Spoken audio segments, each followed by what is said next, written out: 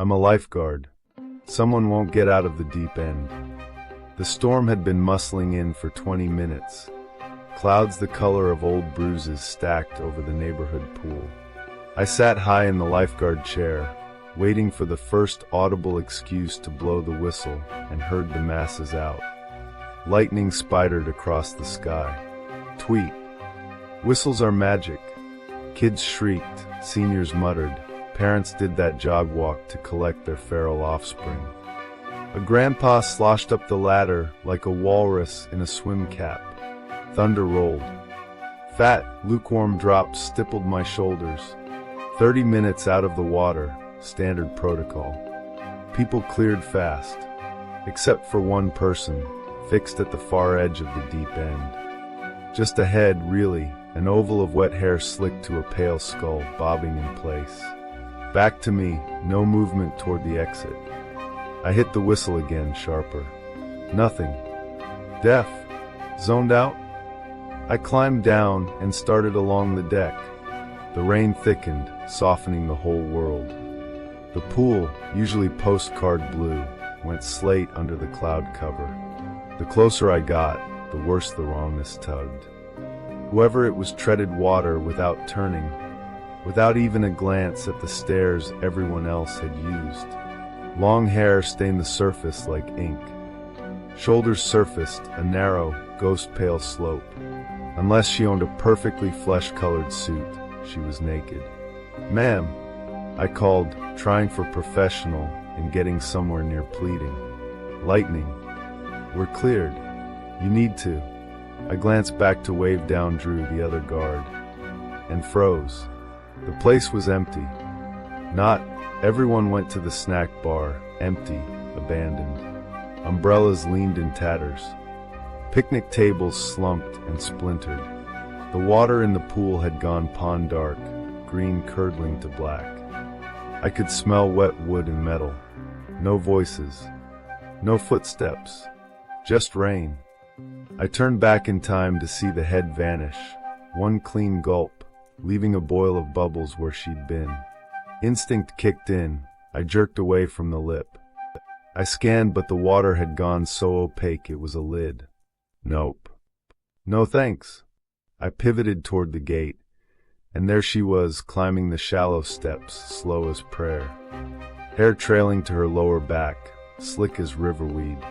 Skin so white it seemed to glow under the bruised sky, with that drowned blue tint corpses get in movies, even though you've never seen one up close. She stepped onto the deck and turned toward me. I did the geometry. The gate was past her. The far side was longer and still ended at her. The fence behind me was chain link. I ran for the fence. Barefoot helps. Your toes find the diamonds. I made it halfway up and risked a look. Too close. 15 feet. Maybe less. Naked, bluish, lips parted, and what I'd mistaken for pupils were pits. Two black, depthless holes like someone had scooped her eyes and left the sockets wet and hungry. A cold hand closed around my ankle. I didn't look. I didn't need to. I kicked hard. Her nails bit. A sound gusted up from her open mouth, ch-ch-ch, like laughter translated through gills. I kicked again, heel to knuckles, and felt her grip tear loose. I hauled myself over and dropped. The concrete knocked the breath out of me. For a second my lungs were two fists refusing to unclench. Then noise came back in slices. Kids whining. A whistle. Music leaking from a Bluetooth speaker. When I sat up, the pool was a pool again, clear, chlorinated, familiar. Sunlight pushed gold under the clouds. The umbrellas were whole. The tables unbroken. I was still on the pool side of the fence. "Dude, you good?" Drew stood over me, shadow and sun. "Well, what time is it?" 5:23. He tilted his head. "You slip." I'd blown the whistle at 4:30. "I lost an hour," I said, but it came out as a croak. "Did you see?" I stopped. "How do you phrase that? A woman, deep end, wouldn't get out?" He frowned. "Nah. People cleared pretty fast. I went home rattled. By dinner I was sick. Weak fever. Nausea that swelled and swelled until I was kneeling at the toilet, retching so hard my ribs ticked. Nothing left and my body kept trying. Then something shot up my throat and smacked the bowl. A slick, tangled clump of long black hair. I stared at it, gagging, as water slid around the strands and the ends fanned out, reaching, like it wanted very much to be back in something deep. The calendar point one intro hook when you move into a new house. You expect creaks in the floorboards. Maybe an old paint stain, or a nail left in the wall. Pause, but when my husband and I moved into what we thought would be our forever home, we found something else. A calendar. It sounds harmless, doesn't it? Just a simple paper calendar hanging on the wall of the living room. Pause, but this one was different. 3 days were circled. Every year, the same 3. February 6th, June 19th, September 21st. And beneath each, in faint red letters, the same words written over and over. Don't go out. Moving in, Toby noticed it first. He always noticed things I didn't. I was too tired from carrying boxes, too ready to collapse on the bare mattress upstairs. But he stood there, frowning at that wall, as if the calendar had been waiting for us. It wasn't here during the viewing, he whispered. I shrugged, trying to laugh it off.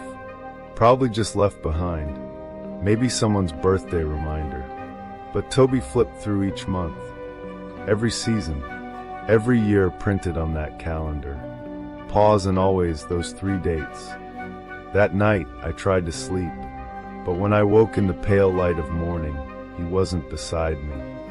I found him downstairs, sitting on the couch with a notepad, staring at the calendar like it held all the secrets of the universe. I've searched holidays, solstices, everything, he muttered. Nothing matches. Nothing explains it. I should have told him to let it go. I should have torn it down right then. Pause, but I didn't. February 6th, the first date, came quickly. Toby begged me not to leave the house that day. Just once, he said. Just stay in. Just see. And against my better judgment, I agreed. We turned the couch toward the window that overlooked the quiet street. We sat together for hours, watching. At first, nothing happened. No cars. No joggers. Not even a bird in the sky. Pause, it was as if the world itself was holding its breath. We tried to pass the time. We reminisced about the day we met, about our wedding, about the life we dreamed of building in this house. For a while, it was almost romantic. And then, Mr. Hudson stepped outside. The cigarette mister. Hudson lived across the street with his wife. A kind old man, always polite. We leaned forward as he shuffled into his yard, lit a cigarette, and took a long drag. Smoke rose, curling around his face, and when it cleared, he was gone. Completely gone. The cigarette hung in midair, ember glowing too bright, pulsing unnaturally. It burned down to the filter in seconds. And then, as if nothing had happened, Mr. Hudson was back, standing in the same spot, cigarette stub between his fingers. Pause, Toby and I locked eyes. Neither of us spoke. Neither of us dared. We shut the blinds. We waited in silence until midnight finally freed us. The warning the next morning, we crossed the street. Mrs. Hudson opened the door, smiling wide. Too wide. What a pleasant surprise, she sang. Toby hesitated, then asked softly, Did your husband go outside yesterday evening? Her smile didn't fade, but her eyes shifted. My bill never leaves on those days, she said. Then she turned, calling into the kitchen. Bill, the stove, love. Mr. Hudson disappeared into the back. And in that stolen moment, her voice dropped to a whisper. The whispers'll get you. Leave before they do. Or it'll be too late. She snapped back into her smile before her husband returned. He invited us in for soup. We fled across the street with shaking legs. That night, their house lights flickered wildly, on and off, before going dark forever. We never saw Mrs. Hudson again, and when we asked the police, they told us she never existed. According to records, Mr. Hudson had never married. The whispers may brought the whispers. At first, it was only Toby. He'd wake at night, clutching his head, saying voices were murmuring through the walls. During the day, he'd stop mid-sentence, head tilted, listening. "They're calling me," he whispered. "They say something's waiting. Just outside." I tried to comfort him. I begged him not to listen. But the more I denied it, the deeper he seemed to sink.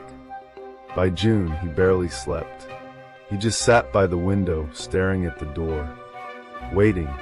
June 19th, I locked the doors that night. I begged him not to leave, but he was stronger. He shoved past me, threw the door wide, and flickered.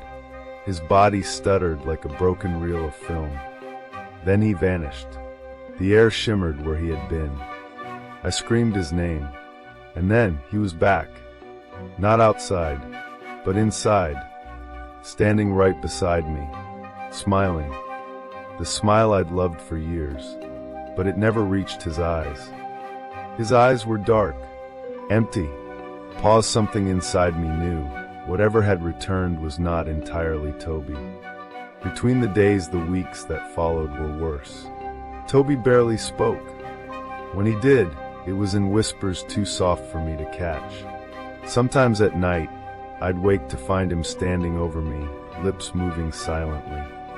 Other times, he'd just watch me. Hours would pass, and his gaze wouldn't shift. I stopped sleeping. I stopped eating. The calendar hung on the wall, its last red circle approaching. And with it, September 21st. September 21st, the air was heavy that day. The house groaned like it was breathing. Every shadow seemed to move when I wasn't looking. I told myself I'd run. I told myself I'd leave. But the whispers were everywhere now. And somehow, I knew there was nowhere to run. At midnight, the first knock came. Voices outside, familiar voices. My mother's, my father's, loved ones long gone, calling my name, begging me to open the door. I pressed my hands to my ears. But Toby walked to the door. His smile stretched wider, pulling at his face in ways that didn't look human anymore. He turned to me, eyes dark, smile sharp. "It's your turn," he whispered. And then he opened the door. What stepped inside looked like him, moved like him, even smelled faintly of him. But the smile never touched his eyes. And I knew whatever lived in my husband's body wasn't Toby anymore.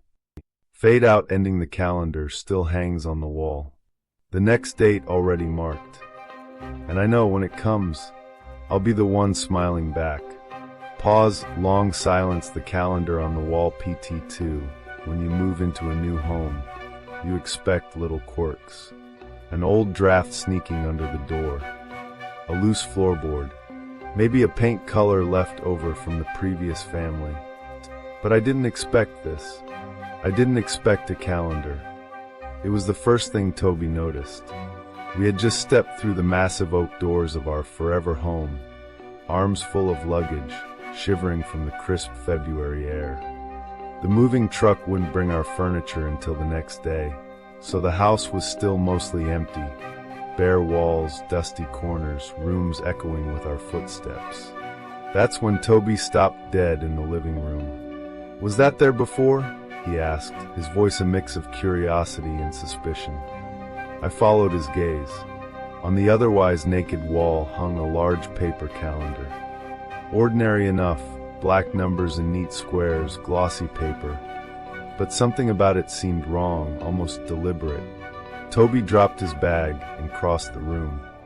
He leaned close. "Look, one of the dates is circled." I joined him.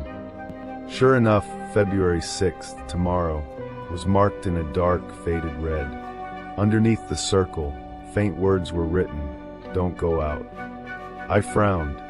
Maybe it's a birthday, or someone's reminder. Then why's it still here? He muttered. His fingers flipped through the months. Wait, there are more. 2 other days were circled in the same red, with the same words scribbled below. June 19th. September 21st. Don't go out. I laughed uneasily. Well, that's creepy. Toby didn't laugh. His brows knitted the way they always did when he found a puzzle. And look, he flipped ahead another year, then the next. It's on every calendar page. Same 3 days. Every year. I tried to brush it off. Some bored teenager probably left it here. But the truth was, the hair on my arms had risen. Something about the way the ink had sunk into the paper, old but not faded, unsettled me. That night, exhaustion finally pulled me into sleep. But when I woke in the early morning light, Toby wasn't in bed. I padded downstairs to find him sitting on our couch, our one piece of delivered furniture, staring at the calendar, scribbling notes. He smiled when he saw me, but his eyes were restless. I've been trying to figure out if those dates mean anything. Holidays? Solstices? Local events? Nothing matches. I sighed. This was so like him. Always chasing mysteries. But this time, something about his obsession unsettled me. February 6th, the next day, was the first circled date. At first, I planned to ignore it. But Toby begged me to stay inside with him. Just to be safe, he said. Or at least, just to see what happens. I relented. Half out of love, half out of curiosity, I didn't want to admit. We turned the couch toward the window that overlooked the street. For hours we sat there, sipping coffee, watching. The neighborhood seemed ordinary, kids riding bikes earlier, a dog barking down the block. But by late afternoon, the street had grown unnervingly still. No cars, no joggers, not even a bird overhead. We kept talking to fill the silence. Memories of our first date, our wedding, dreams for the house. For a moment, it almost felt romantic. 2 people wrapped in warmth while the world outside held its breath. Until Mr. Hudson stepped outside. He lived directly across from us. We'd met him and his wife, sweet elderly folks who'd lived here for decades. He strolled onto his lawn with the slow gait of a man set in his ways, lit a cigarette, and took a long drag. I leaned forward, ready to wave. But when the smoke cloud rose and briefly veiled his face, he vanished. Gone. The cigarette remained, hanging in midair, ember glowing unnaturally bright. It burned down to the filter in seconds, and when the last wisp of smoke faded, Mr. Hudson was back, standing in the exact same spot, cigarette stub between his fingers, as though nothing had happened. Toby and I locked eyes. His face was pale, his mouth trembling. Did you see that?" he whispered. I could only nod. We shut the blinds after that. We didn't speak for hours. Just listened to the unnatural silence until midnight finally turned the date. The warning the next morning, trembling but determined, we crossed the street. "Mrs. Hudson answered the door with her usual wide smile. "What a pleasant surprise," she chirped. Toby hesitated, then asked carefully, "Did Mr. Hudson go outside yesterday evening?" Her smile stayed, but her eyes flickered. "My Bill." "No, dear, he was inside all day." Then she called over her shoulder, "Bill, the stove love." Mr. Hudson shuffled away into the kitchen. And in that stolen moment, Mrs. Hudson leaned closer, her smile never faltering. Her voice dropped to a whisper. "The whispers'll get you. Leave before they do, or it'll be too late." Before we could respond, Mr. Hudson reappeared, cheerful as ever. He invited us in for soup. We declined, retreating across the street with shaky legs. That night, the Hudson's lights flickered wildly for minutes, then went dark. We never saw Mrs. Hudson again. And when we asked the police days later, they insisted there was no Mrs. Hudson. Mr. Hudson, they said, had never married. If Toby and I hadn't seen her together, I might have believed them. June 19th, the whispers began in May. Only Toby heard them. At night he'd jolt awake, eyes wide, saying voices were murmuring through the walls. During the day, he'd freeze mid-task, head cocked, listening. "They're calling me," he said once. "They say there's something waiting. Just outside." I held him when he shook. I begged him not to listen, but as June 19th drew nearer, he grew restless, agitated, obsessed. That night, I locked the doors. I begged him to stay, but he was stronger. He shoved past me, flung open the door, and stepped into the night, and flickered. His body stuttered like a broken film reel, then disappeared. The air shimmered faintly where he'd stood. I screamed his name, and then he was back. Not outside, but inside, standing right beside me, smiling, the smile I'd loved for years. But this time it didn't touch his eyes. They were dark, empty. Something in me knew whatever had come back wasn't entirely my Toby. September 21st, the calendar still hangs on the wall. I haven't torn it down. Maybe I'm afraid of what will happen if I do. Tonight is the final date. Toby has hardly spoken since June. He only smiles, watches me. At night I wake to find him standing over me, whispering things I can't hear. Sometimes his lips move, but no sound comes out at all. The air in the house is thick, heavy. Every creak sounds like a footstep. Every shadow seems to lean closer. I thought about leaving, about running, but where would I go? The whispers feel tied to me now, tied to him. And then just after midnight, I heard it. Not silence, not whispers, something worse. A voice at the door. My mother's voice. My father's. People long gone calling my name. Pleading, begging me to open the door. I pressed my hands to my ears. But Toby walked toward it, his smile wider than ever, stretching, pulling his face into something that didn't look human anymore. He turned to me and whispered, almost gently, "It's your turn." And then he opened the door. What stepped inside looked like him, stood like him, even smelled faintly of him. But the smile never touched his eyes. And I knew, whatever lived in my husband's body wasn't Toby anymore. Let's drift into the next strange occurrence, the ultimate act I. The setup, there's something hypnotic about roller coasters. The way they twist and bend, flirting with gravity, teasing the line between thrill and death. Pause, most people scream their lungs out when they ride. But me? I've always been quiet. I listen to the sound of the tracks, the clatter of the chains pulling you upward, the faint creak as the train hesitates at the peak. And then the plunge. It's like flying, but flying with the awareness that you could fall.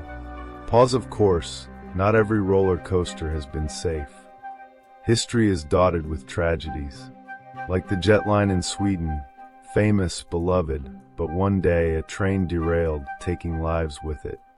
Or the Texas giant in Six Flags, a restraint gave way, and a woman was flung into the air before anyone could stop it. Accidents like these are rare. But when you love roller coasters the way I do, you learn them all by heart. Every misstep, every failure. I work at a small Six Flags style park. Not the kind with world records or world premieres, but big enough to have its share of winding rides and shrieking crowds. My job, ride operator, keeper of buttons, guardian of the harness. The one who smiles, gives the thumbs up, and presses go. Pause, there's one ride, though one coaster that none of us are allowed to operate. It sits near the far edge of the park, painted jet black, its loops twisting like a serpent's body against the sky. The sign above it reads the ultimate. I've seen it run plenty of times. Empty trains screaming across the tracks, smooth and fast, as if daring the world to climb aboard. But no guests ever line up for it. No operator ever stands at the console. The gates stay locked. Always. Act 2. The temptation I remember asking once. When's the ultimate going to open? Markesha, one of the other operators, just smirked. Never. I thought she was joking, but when I asked again, she shrugged. Boss says it's got a bug. She wouldn't say more than that. Fast forward a couple months. Markesha and I started seeing each other. She was older, sharp-tongued, the kind of girl who rolled her eyes at danger but ran straight toward it anyway. Maybe that's why I liked her. We bonded over roller coasters. We talked about accidents like other couples talk about movies. We ranked them, debated which deaths were design flaws and which were just human stupidity. Sometimes it made me uncomfortable. But Markesha laughed at that. Come on, she'd say. If you're going to love roller coasters, you can't pretend they're all innocent fun. It was her idea to ride the ultimate. After close, she said one night. No crowds, no one watching. Just us. I laughed at first, but she wasn't smiling. Last time it was safety checked, it passed everything, she insisted. Besides, I saw someone riding it yesterday during a test run. Perfectly fine. Her eyes glittered. That thing is safe. Safer than the Cobra. Boss is just superstitious. The Cobra was our flagship ride. The one everyone lined up for. Twists, loops, the tallest drop in the park. But she was right. The ultimate looked tame compared to it. 2 loops, one tall, one small. A smooth, dark track, nothing unusual about the engineering. So why was it always empty? That question burned inside me, and the more I thought about it, the more I wanted to know. Act 3. The ride the night we chose was warm, the kind of evening where the air smelled faintly of popcorn and grease even after the crowds had gone. The park was quiet, lights dimmed, staff pushing brooms, closing up food stands. The kind of silence theme parks almost never have. Carlos came too, a friend of Markesha's, a thrill-seeker like her. He was already bouncing with excitement as we headed toward the looming black curves of the ultimate. The coaster was already running. Markesha had started a test loop, the empty train racing along the track. Or maybe not empty. I thought I saw a figure as it streaked past, but it moved too quickly to be sure. Dude, that thing is awesome, Carlos shouted, as if volume could fill the quiet that hung over us. Markesha grinned. Safety checks are perfect. It's smoother than the Cobra. Carlos and I'll go first. Wait, I started, but she cut me off. First dibs. You can ride after. Carlos hooped. Shotgun. I sighed and did what I always did. I checked the harnesses, pulled the straps, double-checked the locks. My fingers knew the rhythm by heart. They were secure. Perfectly secure. Ready? I asked. They both shouted, "Let's do this." I pressed the button. The train jolted forward. The click-clack of the chain lift began, dragging them upward into the night sky. I watched. My chest burned with envy. That should have been me. That first ride, that first taste. They crested the peak, hung for a breathless moment, and then dropped. Screams tore from their throats as they plunged down the track. Their arms flung high, faces glowing with thrill. The train thundered past me, black steel hissing, then curved upward into the first loop. I stepped out from under the operator's roof, craning my neck to watch. That's when I saw it. The train wasn't empty behind them anymore. A figure sat near the back, still, silent. I froze. Had someone snuck on? No, I was certain every seat had been empty when I strapped them in. The train twisted into the second loop. I waited for more screams, more laughter. But the coaster was silent now, utterly silent, except for the sound of wheels on track. The train circled back, slowed, hissed into the station. I ran forward. Markesha and Carlos sat slumped in their seats, harnesses locked tight, eyes closed, bodies limp. The back row, empty. I didn't move, couldn't breathe. Had they fainted? Hit their heads? But the ride had been so smooth. Then a memory clawed at me, something Markesha and I had once debated. The euthanasia coaster, a design that was never built, but theorized. 7 loops that grew tighter and tighter, pressing riders with G-forces so intense, the brain would suffocate. Consciousness would flicker out. By the end, every passenger would be dead.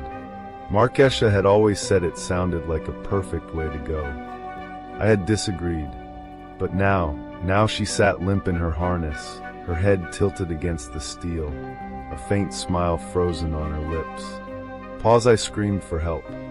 Another staff member came running. Her face went pale when she saw. She fumbled for her phone, calling emergency services.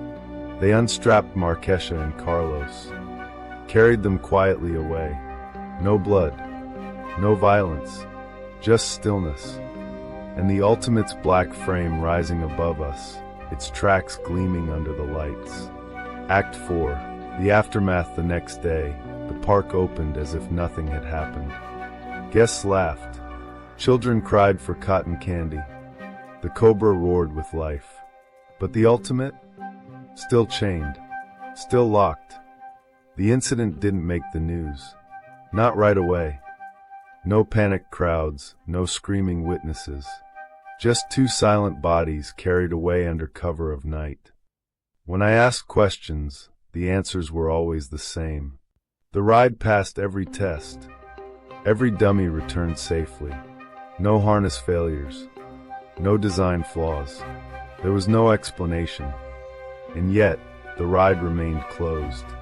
Not because of engineering. Not because of safety. Because of what the boss called the bug.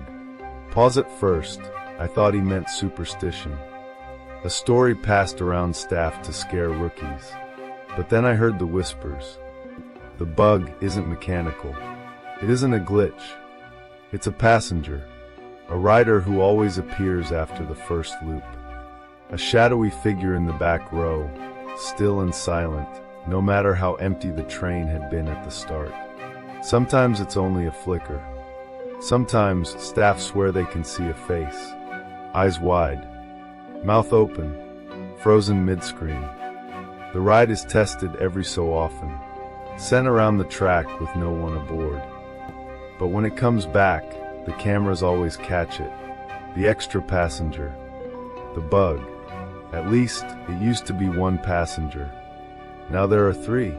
Closing whisper. I think about that night every time I walk past the Ultimate. Every time I see those sleek black tracks glisten in the sun. Every time I hear the wind whistle through the loops. I wonder if Markesha got her wish. If the smile on her lips meant she found the perfect way to go. I wonder if Carlos was dragged along unwillingly, if his laughter froze into silence before the end. And I wonder if the ride is still waiting for me. Because sometimes when the park is quiet, when the rides are still, I swear I hear the clatter of a chain lift rising in the distance. And I know sooner or later it'll be my turn to press go. Pause, long silence, another voice in the dark, another secret to tell. Grandma's rules act I. The memory, my first memory, is of a dead man. I was only 4 years old. Fog swirled thick between the pine trunks. Pause, and then I looked up. He was hanging there, strung by dozens of silver threads, stretched tight between the trees like some captured fly. Blood dripping, skin pale, face locked in an expression I didn't understand then, but I know now. Shock. Terror. Death. Years later, when the memory came back to me in dreams, I asked my grandmother about it. Sometimes the forest gives, she told me, and sometimes it eats. At the time, I thought she meant imagination, that maybe I'd dreamed the whole thing. But now I know she meant it literally. Act 2, Life in the Deep Woods. I grew up in a cabin in the heart of the forest. Gran called it the Deep Woods. Maybe it had another name once, but if so, she never said it. It was always just the two of us. No parents, no cousins, no visitors, except the occasional trader or the local kids I saw twice a week in town. If it weren't for our shared crooked noses, tilted at the same strange angle, or the way we both sneezed when sunlight hit our eyes, I might have believed she'd stolen me as a baby. But no, I was hers, and she was mine. Life with Gran was simple, safe, as long as I followed her rules. Act 3, the rules. Gran never called them superstitions. To her, they were as real as gravity. But to me, they felt like games, or nonsense. Rules like stomp 3 times at each end of a bridge, leave milk on the porch at every solstice, crush soonberries before they ripen purple, never leave a photograph facing an open window, lock the door before sunset, unlock it before sunrise. I used to divide them in my head. Real rules, don't touch the burning oven. And silly rules, walk 10 circles around the cabin before bed. But sometimes the line blurred, and the older I grew, the more I wondered, what happens if I stop obeying? Act 4, the oddities. There were other things about life with Gran that I couldn't explain away. Like the hail. She always told me never to be caught in it. When storms ended, we'd rush out to collect the icy chunks by the handful. I never knew what she did with them afterward. Or the threads. Whenever my clothes wore thin, Gran would carefully unravel them until nothing remained but loose spools of yarn. Then we'd bury them at the base of the pines, wrapping strands around the trunks. I thought it was silly. She said, trees are fickle creatures. They need leashes, or they forget who they belong to. And then there was the hiker in red. Pause. Every September 28th, like clockwork, he appeared at our door, sweating, tired, always in a red shirt and red shorts. I'm lost, he'd say. Gran would feed him, water him, and send him toward the village. Every year, he vanished. Every year, he came back. One year, I asked him where he went in between. He froze, eyes flickering, stuttering like a broken computer screen. And for a moment, his gaze turned hungry, starving. Then Gran returned with water, and just like that, he was himself again. Act V, the void tree. 1 week ago, I found a new void tree. They only exist in the deep woods, tall with bark so red it looks painted, and leaves so black they swallow the moonlight. Gran lit up with excitement when I told her. She grabbed her spile, her bucket, her hammer, and together we tapped it for sap. She treasures void sap more than gold, keeps it bottled in the basement. Sometimes whole jugs disappear. She never told me where they go. Once I tasted it. Bitter, acrid. She scolded me for hours. It's too valuable to be wasted. For days, she checked that tree obsessively, morning and night, carrying heavy buckets back to the cabin. And then, on the 5th day, she didn't come home. Act 6, the accident. I found her in the thicket, lying by the void tree, blood on her forehead. A heavy branch snapped and fallen beside her. Gran, please wake up. She didn't. I couldn't lift her. So I ran to town, screaming for help. By the time we got her to the little hospital, she was stirring, groggy but alive. Her first words to me were not about her pain, not about the blood. The cabin, she whispered. Did we circle it already? I frowned. Gran, no. You got hurt. We had to bring you here. Her eyes widened with horror I had never seen before. You must go. Walk around the cabin 10 times. Lock the door. Do it before it's too late. Gran, please. The rules don't matter. You're safe here. The deep wood isn't safe, she said. It isn't our home. It's a stomach. Her nails dug into my hand. Go. Act 7, the breaking. I left her there. I told myself it was for her peace, for her rest. The forest at night had never scared me. It was my backyard, my kitchen in the dark. I reached the cabin, considered skipping the circles. But in the end, I did it. 1, 2, 3, 4. Every step familiar. The same buckets and benches. 5, 6. A sound in the trees. A snap. A crunch. 7. Breathing. Heavy. Close. 8. Something moved with me. Following. Waiting. 9. I ran. Feet pounding. The thing behind me faster now. I tore open the cabin door.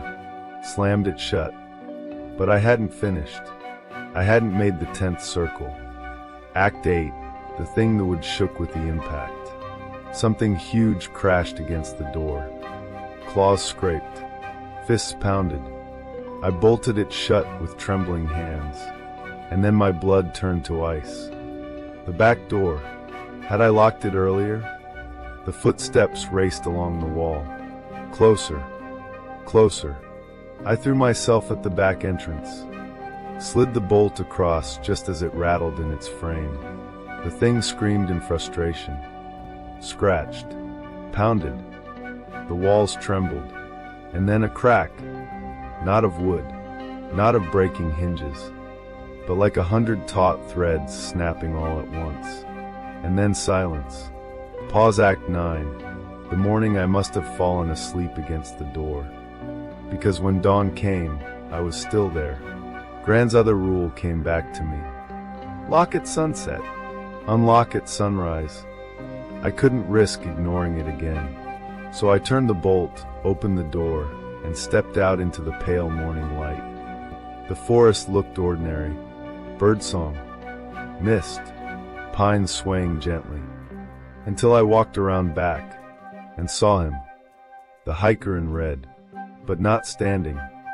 Strung high between the trees, like a puppet tangled in its own strings. Dozens of threads piercing him. Through arms, through chest, through skull. One violet strand threaded straight through his forehead, where a bead of blood had dried. I remembered that cracking sound, that sudden silence. The forest hadn't let me finish the ritual, but the threads had finished it for me. His face was locked in horror, but beneath it, that same hunger I'd glimpsed years ago. A hunger that hadn't been meant for food, but for me. I stood there for a long time, staring up, and then I went to fetch a bucket. The void tree still had sap to give. Act X, the reflection. I used to believe the cabin was at the heart of the forest. But now I know, the deep wood has no heart. It only has a stomach. Gran's rules were never superstition. They were survival. And the forest? It was never our home. It was always waiting to eat. Pause. Long silence. Grandma's Rules. Part 1. Childhood Oddities. Grandma's Rules. Series synopsis. In the heart of the deep woods, Juniper was raised by her grandmother under strange rules. Stomp at bridges. Circle the cabin 10 times. Leave milk at solstices. Bury threads under trees. Never let photographs face open windows. At first, they seemed like superstitions until breaking one revealed the truth. The forest is not a home, but a stomach. Across 5 parts, Juniper uncovers the old bargains that keep the deep woods from devouring the town. The hiker in red, the threads that catch intruders, the void trees that bleed bitter sap, and her mother's fate after breaking the rules. As hunger grows and the town forgets, Juniper must step into her role as threadkeeper, inventing a new rule, the rule of memory, to feed the forest with what people can bear to lose before it takes what they cannot. Part 1. Childhood Oddities. The strange rules and the first hints of hunger. Part 2. The night I broke it, the failed circle and the thing at the door. Part 3, the bargain, the mother. Gran reveals the old bargain and Aloan's fate. Part 4, the thread keeper. Juniper teaches the town and faces the hiker in daylight. Part 5, the hunger returns. The bargain thins, the boy is taken, and Juniper forges a new rule. A slow-burning bedtime horror, whispered one rule at a time. My grandmother always had rules. Strange little rituals, whispered in the dusk of our cabin. Pause, and for most of my childhood, I thought they were just superstition. But my very first memory told me otherwise. I was 4 years old. Mist clung to the pines like spider silk. And there, strung high between the trees, was a dead man. Threads silver and thin, biting through his body. Blood dripping down like dew. His face frozen in an expression I didn't understand then. But I know it now. Terror, shock, and death. Years later, when I asked my grandmother about it, she only said, "Sometimes the forest gives, and sometimes it eats." At the time, I thought she was speaking in riddles.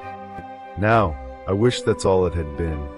Life in the deep woods. I grew up in a cabin my grandmother called the deep woods. Maybe the forest has another name, but that's the one I know. It was always just the two of us. No parents, no cousins, no visitors, except for the occasional trader, or the other children I saw twice a week when Gran sent me to classes in town. Sometimes I wondered if she'd stolen me as a baby, but then I'd look in the mirror. Our noses, both bent at the same crooked angle. Our sneezes, identical, whenever sunlight struck our faces. She was mine, and I was hers. Gran was wonderful in so many ways. She fed me, clothed me, sang me lullabies. She taught me which plants healed and which plants killed. She was all I had, but she was also strange, because of the rules. The rules, she never called them rules. She never explained them. To her, they were as natural as rain. But to me, they felt like little games, like nonsense. She taught me to stomp 3 times at each end of a bridge when I crossed it. Leave a cup of milk on the porch every solstice. Crush soonberries before they ripen purple. Never leave a photograph in sight of an open window. Always lock the door before sunset. Always unlock it before sunrise. When I was little, I didn't question any of it. Children accept what they're taught. Rain falls, fire burns, and bridges demand 3 stomps. But as I grew, I began to separate them. Real rules: don't touch the oven or you'll get burned. Silly rules: walk 10 circles around the cabin before bed. I told myself Gran's rules were superstitions, old habits, maybe the relics of her childhood. And yet, some of them were harder to brush aside. The odd rituals. There was the hail. Gran warned me, never be caught in it. Whenever a storm ended, we'd rush out into the wet needles of the pines. She made me gather handfuls of the icy pellets before they melted. What she did with them afterward, I never knew. Then there were the threads. Whenever my clothes grew too thin, Gran would sit for hours, patiently unraveling every stitch, until nothing remained but long spools of yarn. We'd bury them at the roots of the trees. Sometimes I'd laugh and run in circles, looping the trunks with the threads. I called it yarning. Gran never laughed. Trees are fickle, she told me once. They need a leash, or they forget who they belong to. I asked, belong to us? She only smiled. No, not us. The hiker in red, and then there was him. Every year, on the same date, September 28th, a man appeared at our cabin door. Always the same man. Always in red shorts and a red shirt. Sweating. Exhausted. Eyes wild. Please, he would beg. I'm lost. Gran always let him in. Fed him. Watered him. Listened to his story. He always claimed the same thing, that he'd been backpacking in the Sierras, that he'd lost the trail, that he couldn't remember how long he'd been wandering. And every year, Gran would point him toward the village. Every year, he'd walk away into the trees. And the next year, he'd be back. I once asked him what he did in the time between, where he went. He froze. His eyes blinked rapidly like a broken machine. And then he looked at me with something I'll never forget. Not desperation, not fear, hunger. Then Gran came back into the room with a jug of water. And when I looked again, his expression was gone. The forest's stomach, there were other rules, other rituals. So many I could never count them all. Some I followed out of habit. Some I mocked under my breath. And some I broke, just to see if anything would happen. Nothing ever did. So I told myself Gran's rules were silly. Just a way to keep me in line. Superstitions. But still, I remembered the man hanging in the trees. I remembered the hiker in red. I remembered the hunger in his eyes. And deep down, I wondered if maybe Gran was right. Maybe the forest wasn't just trees and shadows. Maybe it was something larger. Something living. Something waiting. A stomach, patiently digesting everything inside it. Pause. Fade part 1 closing. That was my childhood. Gran's rules. Her rituals. Her warnings. I thought they were fake. I thought the deep woods were just a forest. But I was wrong. And soon I'd prove it. Because one day, I broke one. Pause. Long silence to be continued in part 2. The Void Tree Grandma's Rules, Part 2. The night I broke it, my grandmother's rules were easy to mock in the daylight. Bridges and stumps. Milk and solstice. Thread for the trees. Pause, but the night I broke the circle, the forest stopped pretending it was just trees. It remembered me, and it came to the door. The void tree. The day started ordinary. If anything in the deep woods can be called that. I'd found a new void tree. Tall, lean, bark the red of a healing wound. Leaves so black they swallowed light. Pause, I'd seen a few in my life. Gran had me look for them the way other grandmothers might send a kid for wildflowers. She said they were rare, fickle, and old. Older than anything else in the deep woods. Pause, she hunted for them like a pilgrim chasing a miracle. When I told her where I'd seen it, just past the stream, inside the thicket of elms, something like joy flashed behind her eyes. A quick, bright flash, and then a shadow of worry swallowed it again. She nodded once, as if confirming some private fear, then stood, then moved. Within minutes she had the spile and the bucket, the small drill, the hammer. Pause, the little wicker basket for carrying what we collected. No gloves. Come, she said, and her voice sounded like it did on the days when her rituals weren't just rituals, when they were orders, when the forest was listening. We crossed the stream, cold biting at my ankles. The thicket received us without a sound. The void tree waited at the heart of it, like a needle at the core of an eye. I didn't like them. Not the void trees. They made the air feel thinner around me, as if the world were pulled tight and the bark itself were the knot. Pause, Gran worked quickly. Drill. Pause, spile. Pause, the bucket hung open-mouthed beneath the thin trickle. Sap didn't ooze the way I expected. It flowed, smooth and glossy, a darkened honey that somehow wasn't sweet. I'd tasted it once, just a dab pressed against my tongue while Gran wasn't looking. Bitter. Not like anything else I'd known. I didn't try that again. It's too valuable to be eaten, she'd scolded. Pause, too valuable to be wasted. I'd never asked why again.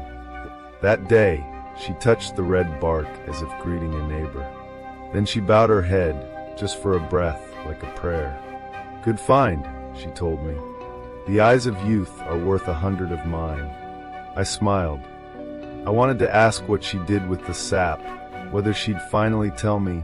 pause, but something about the way she looked at the void tree made the question feel wrong. Like asking a priest where the miracle came from and what brand they bought it under. So I didn't ask. I went home, and she promised she'd be back by sunset. The empty chair, she didn't come back. Not by twilight. Not by the time the blue light left the pines and a colder gray fell into its place. We have rules. She always unlocked the door before sunrise and always locked it before the sky turned orange. We circled the cabin every night 10 times, her hand tapping lightly against her thigh as she counted. Paused, both doors locked when the counting was done. Shoes set side by side. Hinge checked. Latch checked. Window checked. Breath checked. Lights off. We never missed it. Paused, but she didn't come home. At first I told myself I wasn't worried. Pa's Gran was stubborn and careful. She knew the paths better than anyone. Then I began to check the places she loved. The stream for crawdads, the old stump where mushrooms liked to grow, the bluff where the trees parted and the valley's throat yawned wide. Pa's no Gran. It wasn't until I thought of the void tree that fear moved in like a draft. She was there, on the ground, hair matted with dirt. Blood caked at the temple, not much, but ugly as it always is on skin. A branch lay beside her like a guilty animal. I said her name, then again louder. Nothing. I pressed 2 fingers to her neck. Warm. Steady. Thank God. Pause. I tried to lift her. I failed. She wasn't a large woman, but consciousness has a way of wearing a body lighter than it is. Pause. I needed help. So I ran. Past the stream and the leaning fences and the old road that wasn't a road anymore. Out of breath and out of sense. Into town. Dr. McKinney. A stretcher. Hands. We got her to the clinic. They got a needle into her arm. I stayed until she blinked, until her eyes found shape again. Juniper, she said, and I answered without realizing I'd been waiting my whole life to hear my name come back to me safely. I'm okay, she tried to convince us both.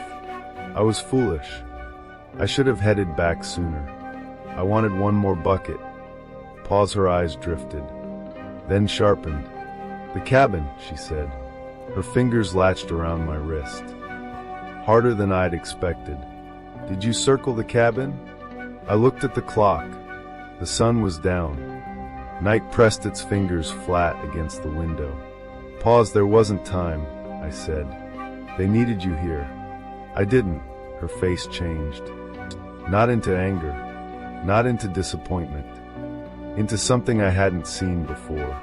Pause. Something that made me feel like a child again. Like I'd been playing in the yard and turned, and realized the yard had been a cliff all along. You have to go, she said. She tried to sit up. The 4 tugged. She winced. Juniper, listen to me. You have to go now. Walk the circle. Her mouth trembled once, as if fighting her own words. Lock the doors, she breathed once. And pray you're not too late. I wanted to argue. I wanted to say this was ridiculous. That the deep woods was our home. That it never hurt us. That the circle was nonsense. But then she whispered, the deep woods is nothing but a stomach. She looked so scared. So small. Pause. I went. I told myself it was to ease her mind. But I went. 10 times the forest at night is not the villain people think it is. Pause. It's honest. You hear only what you're meant to, and what you're meant to isn't much. A pine's breath. A twig cracking 2 trees away. The cabin was a darker shape among dark shapes when I reached it. I should have gone inside. Locked up. Slept in her chair until sunrise. But lying has never sat well on me. She'd ask in the morning. I'd answer. And even if she never knew, pause, I would. So I began. Left palm against the rough wood as I passed the front door. Bare feet on needle and dirt. Once. Twice. 3 times. 4. Pause, I could have done it blindfolded. Bench here. Bucket there. The tiny stump that makes you lift your foot just a fraction higher. Our life arranged like beads on a string. 5. A snap. Not loud. Not close. A maybe snap. One of the forest's many little jokes. 6. Another sound. A deeper one. The kind trees don't make. 7. I kept my eyes down, because when you're close to the door and something is watching you from the tree line, it feels wrong to look up. Pause, like glancing at a staircase and finding teeth where the steps should be. Hello, I said, because foolishness wears my face well at night. My voice tripped and died in the needles. No one answered. 8. I walked faster. Fast became a jog. The thing in the trees matched me step for step. 9. I wanted to sprint. I didn't. Bodies that sprint trip at corners. I turned the last angle, reached for the latch, and the forest came. Pause, it ran on 2 feet at first, or wanted me to think so. Then it ran on all 4s. Then it ran the way running doesn't look, like a shadow realizing it hates its shape. I threw the door open. Fell inside. It hit the wood a heartbeat after I hit the floor. The 10th, I thought. I didn't finish the 10th. Thump. Scrape. Nails I didn't want to imagine. Breath against the door the way a tide breathes against a rock. The back door. Had I locked it earlier? Had I checked it at all? My body didn't belong to me for a second. I couldn't move. I couldn't even be scared properly. I was just still. Then the scrape changed sides. God gives some animals claws. He gave me legs. I ran. The back door was the mouth of something waiting. I slammed it shut. Bolt. Latch. Breathe. It hit the wood. The hinges screamed. Something pressed so close I could feel its shape, trying to become a word. Pine resin. Rot. Wet fur. Metal. Something like metal. Something like blood dried too long on iron. It wanted in. I pressed my back to the door, hoarse breathing on one side, trembling on the other. I whispered an apology to my grandmother, to myself, to the rules. The door strained. The wood bowed. I felt the bolt shift in its cradle, and then crack. Pause, silence poured into the spaces the noise left behind. A change in pressure, in presence, like something giant stepping off your chest back into the sea. The thing stopped moving, stopped breathing, stopped trying. I waited. 1 minute. 5. 30. I fell asleep with my shoulder against the wood and woke with the dawn finding a way through the shutters to lay itself across my cheek. The rule about morning Gran had another rule. Locked before sunset, unlocked before sunrise. I'd asked her why once. She'd tilted her head as if listening. Because doors that don't learn the difference forget it. And we have to remind them. Pause, I didn't want to open that door. Not after the night's pressure. Not after the thing on the other side tried to turn my home into a mouth. But I opened it. Both doors, front and back. And I took one step beyond the threshold. Birdsong did its best to pretend nothing had happened. I walked around the cabin toward the place where the night had gone quiet, where the crack had come from, where my fear was still lodged like a splinter between bones. Pawsey was there, the hiker in red. Only he wasn't standing this time. He wasn't sweating on the porch or blinking like a broken machine. He wasn't begging. He was suspended, high between the pines, 12 feet up, held in a lattice of threads and yarn. Not bound around him, through him, a purple string, one I recognized from a sweater I'd worn until the elbows tore, pierced his temple. Another threaded his shoulder. A thin gray line passed straight through his ribs. He'd been caught. Like a fish. Like a fly. His face was the same one I'd seen when I was 4. The forest keeps its expressions, I think. It's people it forgets. Shock, horror, mainly death, and something else. If you stood long enough beneath him, if you looked past the twist of pain, you could see it. Hunger. The same I'd seen that year I'd dared ask him where he went when he wasn't coming to us in red. Pause I stood until my calves hurt, until my eyes watered, until I had to swallow 3 times to convince my body we were allowed breath again. Then I did what Gran always did when the world turned its face and showed a new tooth. I found a bucket, and I walked to the void tree. Sap and thread the sap slid into the bucket with a soft, steady patience. It looked like dark tea thickened with something that didn't want to admit it was there. Pause I sat. I watched. My hands shook and then didn't. My heart slowed and then didn't. The forest breathed. When the bucket was half full, I stood. I wiped the spile clean. I checked the tightness of the rope around the handle. I walked home, carefully. We have a small stove that runs hot and mean. Gran always says it looks like it's been smiling too long. I lit it. He said di poton. I poured the sap. It boiled. It frothed. It tried to climb the pot the way milk does when it wants to be something else. I turned the heat down. I watched the steam rise and lift the kitchen into another season. I don't know how long I stood there. I don't know whether I was making a salve or a trap or a prayer. Pause I only know the smell filled the cabin like a song sung too quietly to learn, and yet too loud to ignore. When the sap thickened into whatever it was supposed to be, I poured it into jars. Gran keeps old bottles for that purpose. We sterilize. We label. We stack in the cool of the root cellar, where the ground remembers it once held colder. I took 1 jar and set it on the table for her, for when she came home. Then I sat in her chair and waited for morning to finish turning itself into day. Questions I will ask. I went back to the clinic as soon as the sun had gotten its legs.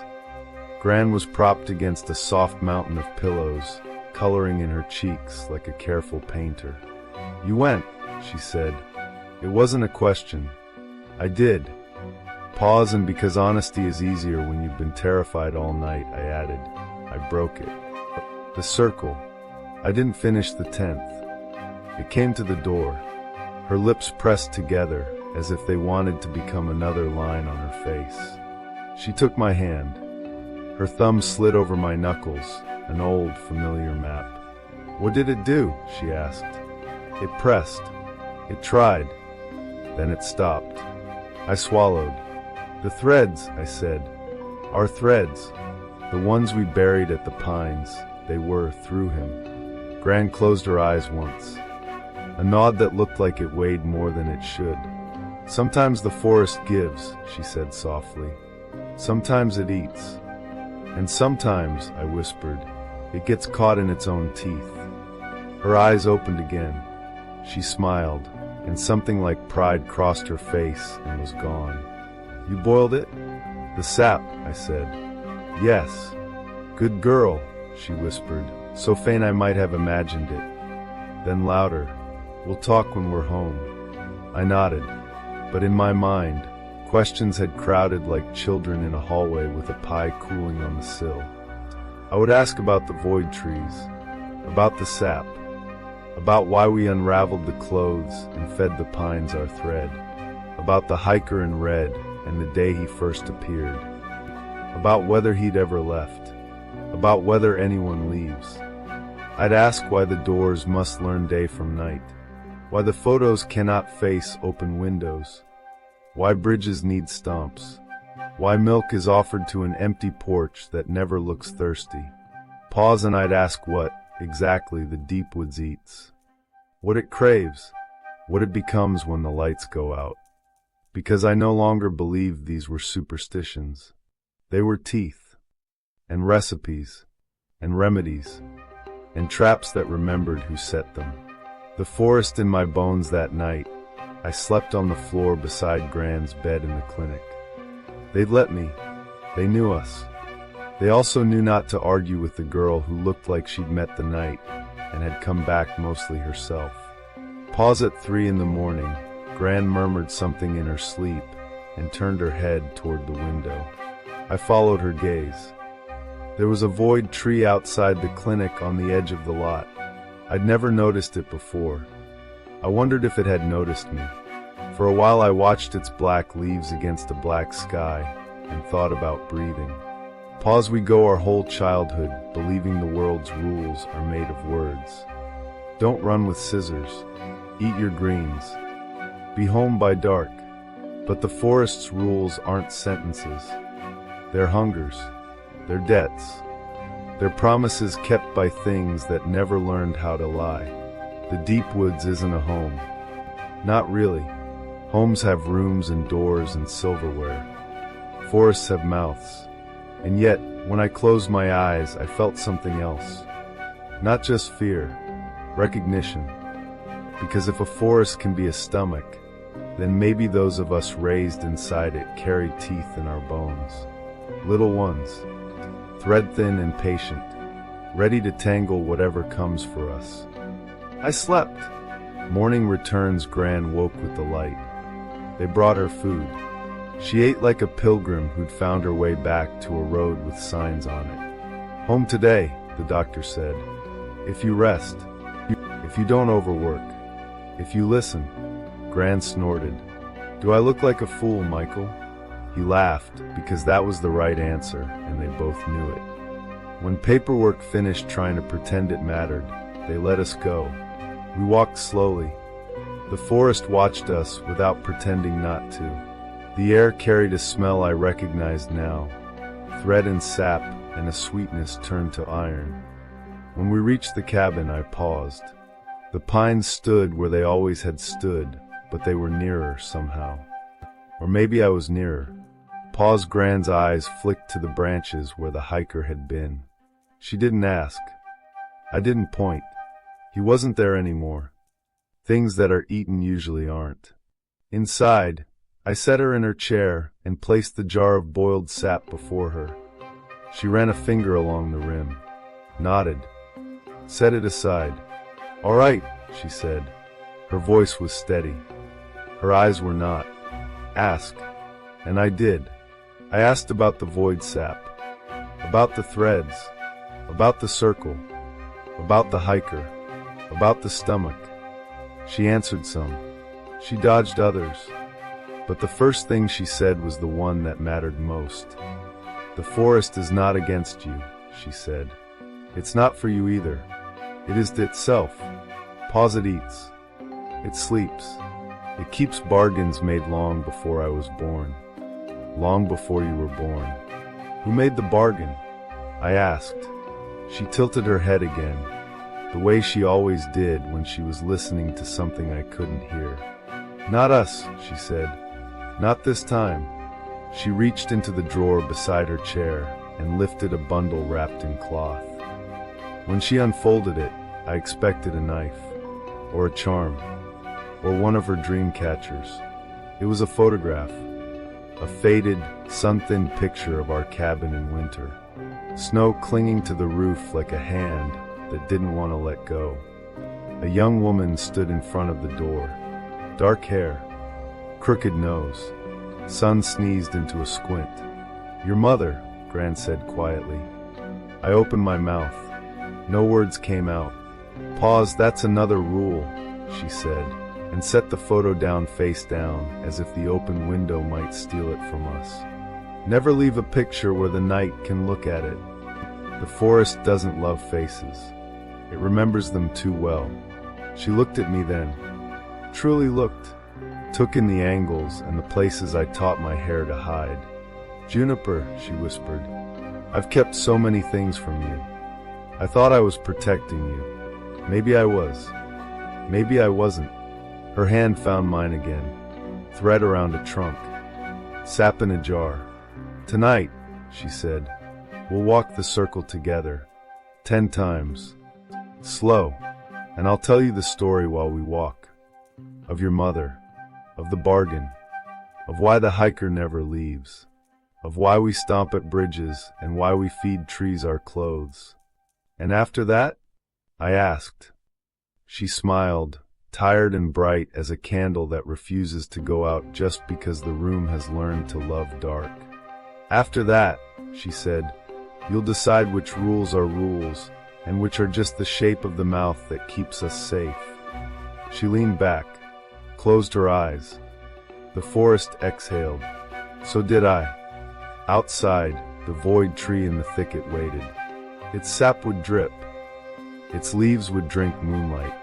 And something somewhere would remember the taste of thread and give us both one more day. Pause long, soft silence. I'd thought my grandmother's rules were fake. Ridiculous. Old things to be ignored when convenience made liars of us. But the night I broke the circle, I felt the deep woods lean close. It didn't want to be understood. It wanted to be obeyed. And now that I've seen what happens when it isn't, I'll keep walking. I'll keep counting. I'll keep the doors honest. Because if the deep woods truly is a stomach, then I've learned how not to be food. At least, not yet. Pause Grandma's Rules, Part 3. The bargain, the mother, the forest doesn't speak with a voice. It speaks with hunger. Pause, and with the people it doesn't spit out. That night, we walked the circle, and my grandmother finally told me why the deep woods never learned my name, and why my mother never came home. Night lessons. We waited until dusk turned to the kind of dark that lays flat on the ground like felt. Gran leaned on my arm. We stepped outside. The pines shifted, listening. Ready? She asked. I nodded. I didn't trust my throat. We began. Pause. The first lap around the cabin never feels like much. Corners are familiar. The bucket under the eave. The little stump. The bench. The hard-packed strip of dirt where we've walked 1,000 nights. Pause. Tell me, I said. All of it. Gran breathed once, deep enough to make the air dip around us. Some rules, she said, are doors. You don't break a door. You open it. Or you keep it shut. We passed the front steps. She touched her finger to the threshold, a quiet hello. Your mother learned that the hard way. The face at the window. We completed lap 1. Lap 2. Before you were born, Gran said, this place wasn't called the Deep Woods. Not to us. Not out loud. We called it Old Hunger. And we fed it without meaning to. She paused to catch her breath. I slowed my pace. People came here then, like they do now. Hikers. Trappers. Neighbors from town who didn't believe in anything but their own boots. The forest took some. Left others. That's just what forests do. Pause. We reached the back door. She checked the hinge with her knuckle, habit playing puppet with her hands. Your mother, Aloan, she said, and the name filled the night like a match flare. Didn't like that answer. We walked. She was clever. She thought if she learned the shape of the mouth, it wouldn't bite her. She learned the sap, how to boil it, how to thicken it until it wasn't quite resin and wasn't quite tar. She learned the threads, why we feed them to roots. She learned the milk, how small things drink and leave bigger things alone. Pause. 3, 4. The circle tugged us steady. She also learned the price, Gran said, and she thought she could renegotiate. What price? I asked. For what bargain? Gran didn't answer right away. She glanced toward the tree lean, where night pressed into the needles like water behind glass. You know the rule about photographs? She said instead. Never leave a picture where an open window can see it. I nodded. It isn't superstition. The forest remembers faces better than people do. A picture is a trap for a face, and a window is the forest's eye. Pause. What happens if the forest learns a face? I asked. It tries it on, Gran said. Like a dress. We passed the corner where the night before I'd felt breath on wood. My skin pebbled. The door seemed to watch us, chastened. One winter, Gran said, Your mother left a picture out. By accident. The window was open a hand width for the cold. The wind turned. She forgot. We reached 5. The next morning, Gran said softly, your grandfather was in our yard, smiling through a face that used to belong to him. He'd been buried 8 years. I stopped walking. The circle tugged at my feet like thread around an ankle.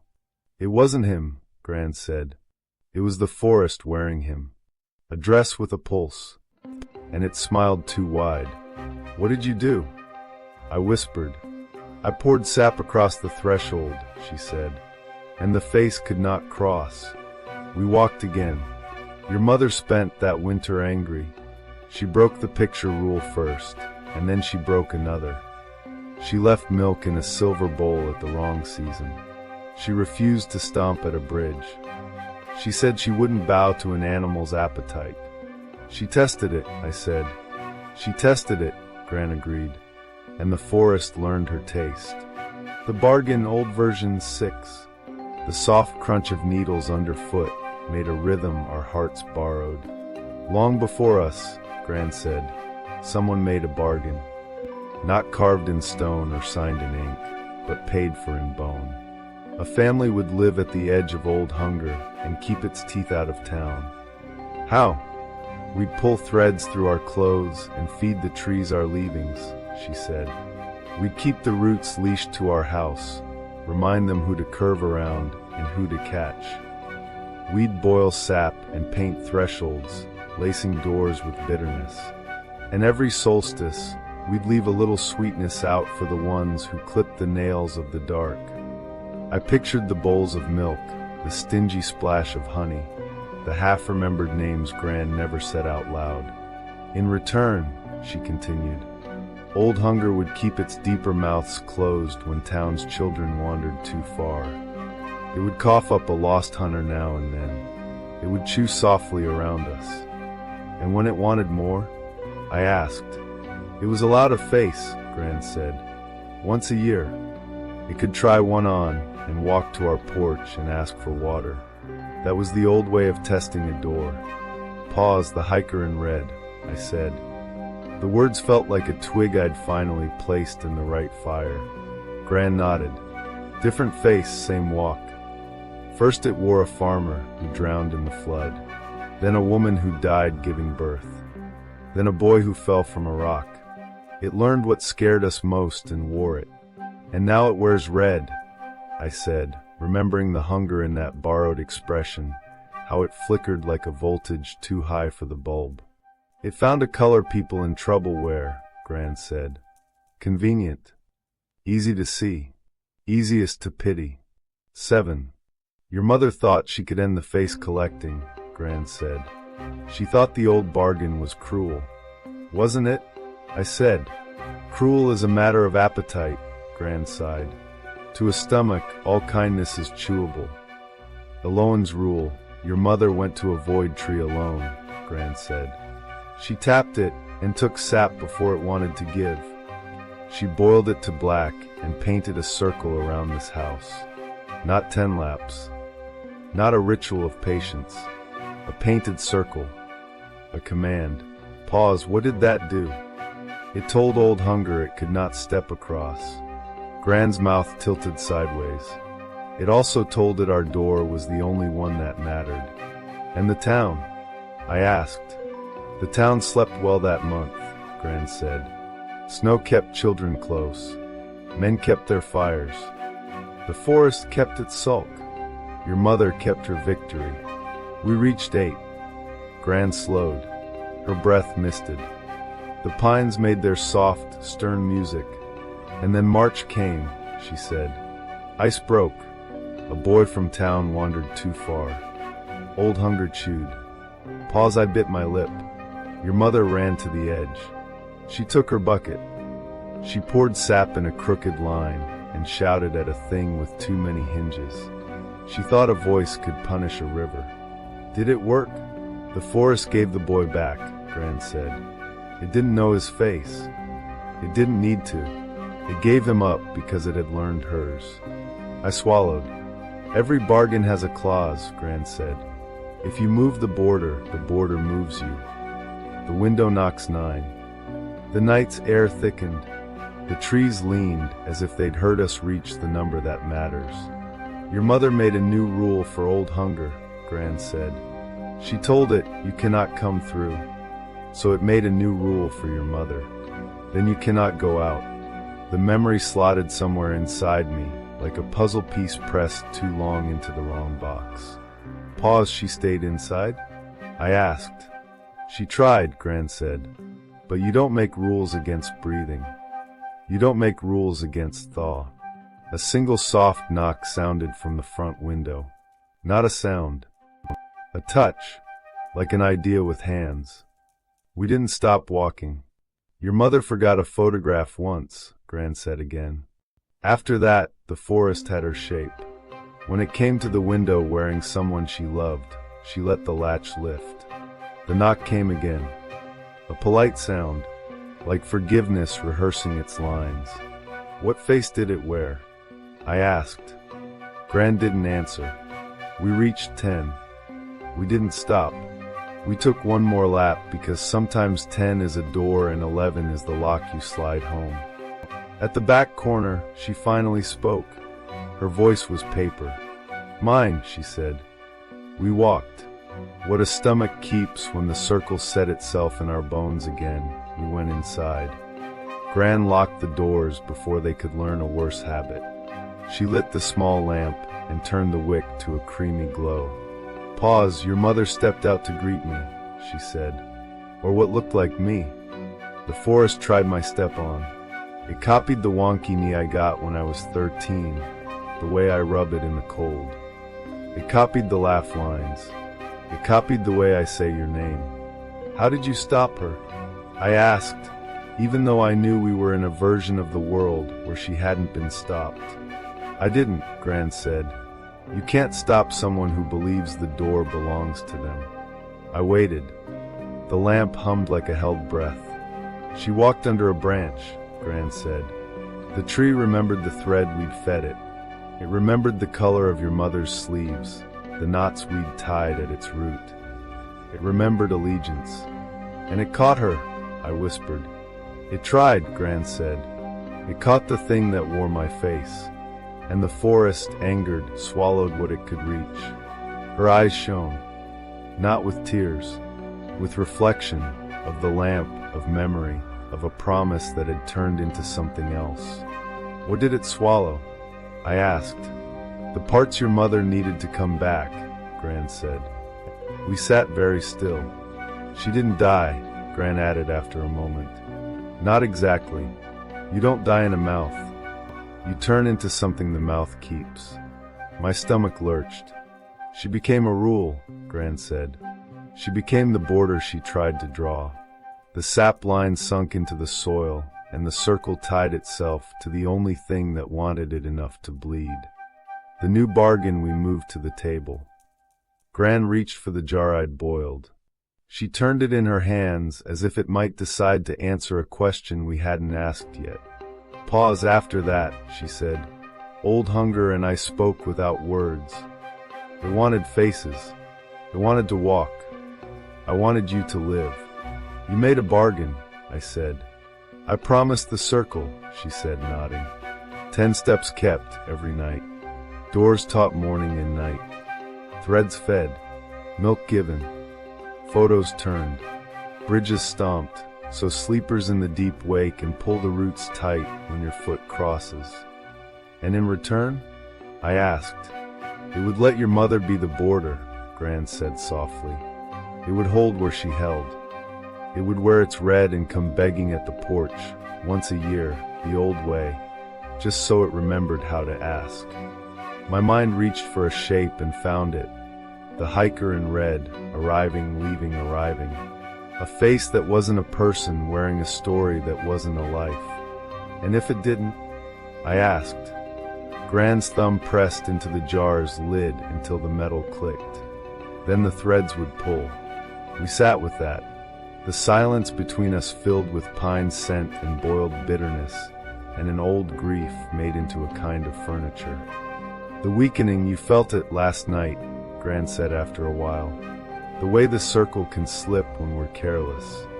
It came to the door, I whispered, and then stopped. The threads remembered you, Gran said. They know your sleeves and the way you sew buttons into the wrong tin, and the way you leave hairpins under the soap. They know your weight on the porch and the cut of your laugh when you think you're alone. They know not to catch you. They caught him, I said, seeing again the purple line through temple and the gray through rib. The forest sends its asks, Gran shrugged. We send our answers.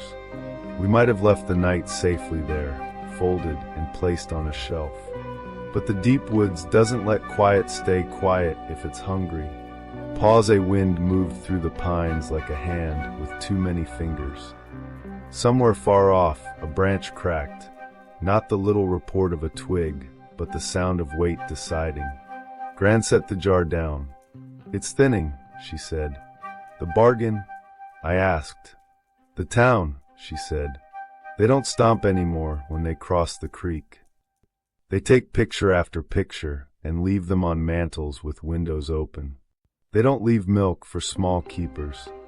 They pave places that wanted to be soft. They say the forest is a park. Parks don't have teeth. A hollow opened in my ribs. I could feel the old rules turning to stories in other mouths, losing the heavy parts that kept them on the ground. What happens when it thins too much? I asked. Gran looked at me. It eats without asking. The mother at the edge, we walked one more lap outside, because worry doesn't know how to sit still. The moon leaned over the roof, snooping. Halfway round, Gran stopped. She faced the treeline. She put 2 fingers to her mouth and whistled, low, a tune I'd never heard her use. Not the one she used for the dog she kept before I was born. Not the one for the neighbor's horse. A different call. Older. The trees answered with a sound like dresses brushing a floor. Pause, I saw her then. Not a face at a window. Not a body in a dress. A ripple at the edge of the yard. A fold in the night, shaped very nearly like a woman. The silhouette of a head. The exact curve of a crooked nose. Mom, I said. Or thought I did. The air took it. The figure tilted its head. The way I do when I pretend I've understood a joke I haven't. Gran's hand closed around mine and squeezed once. Don't step, she whispered. The shape raised an arm. Palm up. Waiting. What does she want? I asked. To be let in, Gran said. And also to let you out. The shape didn't move closer. It hovered, a patience made of cold. Can she? I couldn't finish the question. She can keep holding, Gran said. Or she can trade. For what? For you, Gran said. The shape turned its head toward me so slightly the night could have claimed the motion. And yet the world inside my chest knew. It was looking at me, and it remembered something of love. I won't, I said. It came out small. I made it larger. I won't. The shape didn't dim. It didn't brighten. It didn't plead. It held, like a rule held. Pause, go inside, Gran said. Bring the jar. I did. I set it in her hands. She walked to the threshold and knelt, and painted a thin line just inside the doorframe. Not a circle, a seam. Old hunger, she said, voice steady. We keep your edge. Keep ours. The shape at the treeline tightened, then softened, then was just dark again. We stood there until our knees complained. Then we went in and closed the door and let morning take us. Choosing a mouth, we slept a little.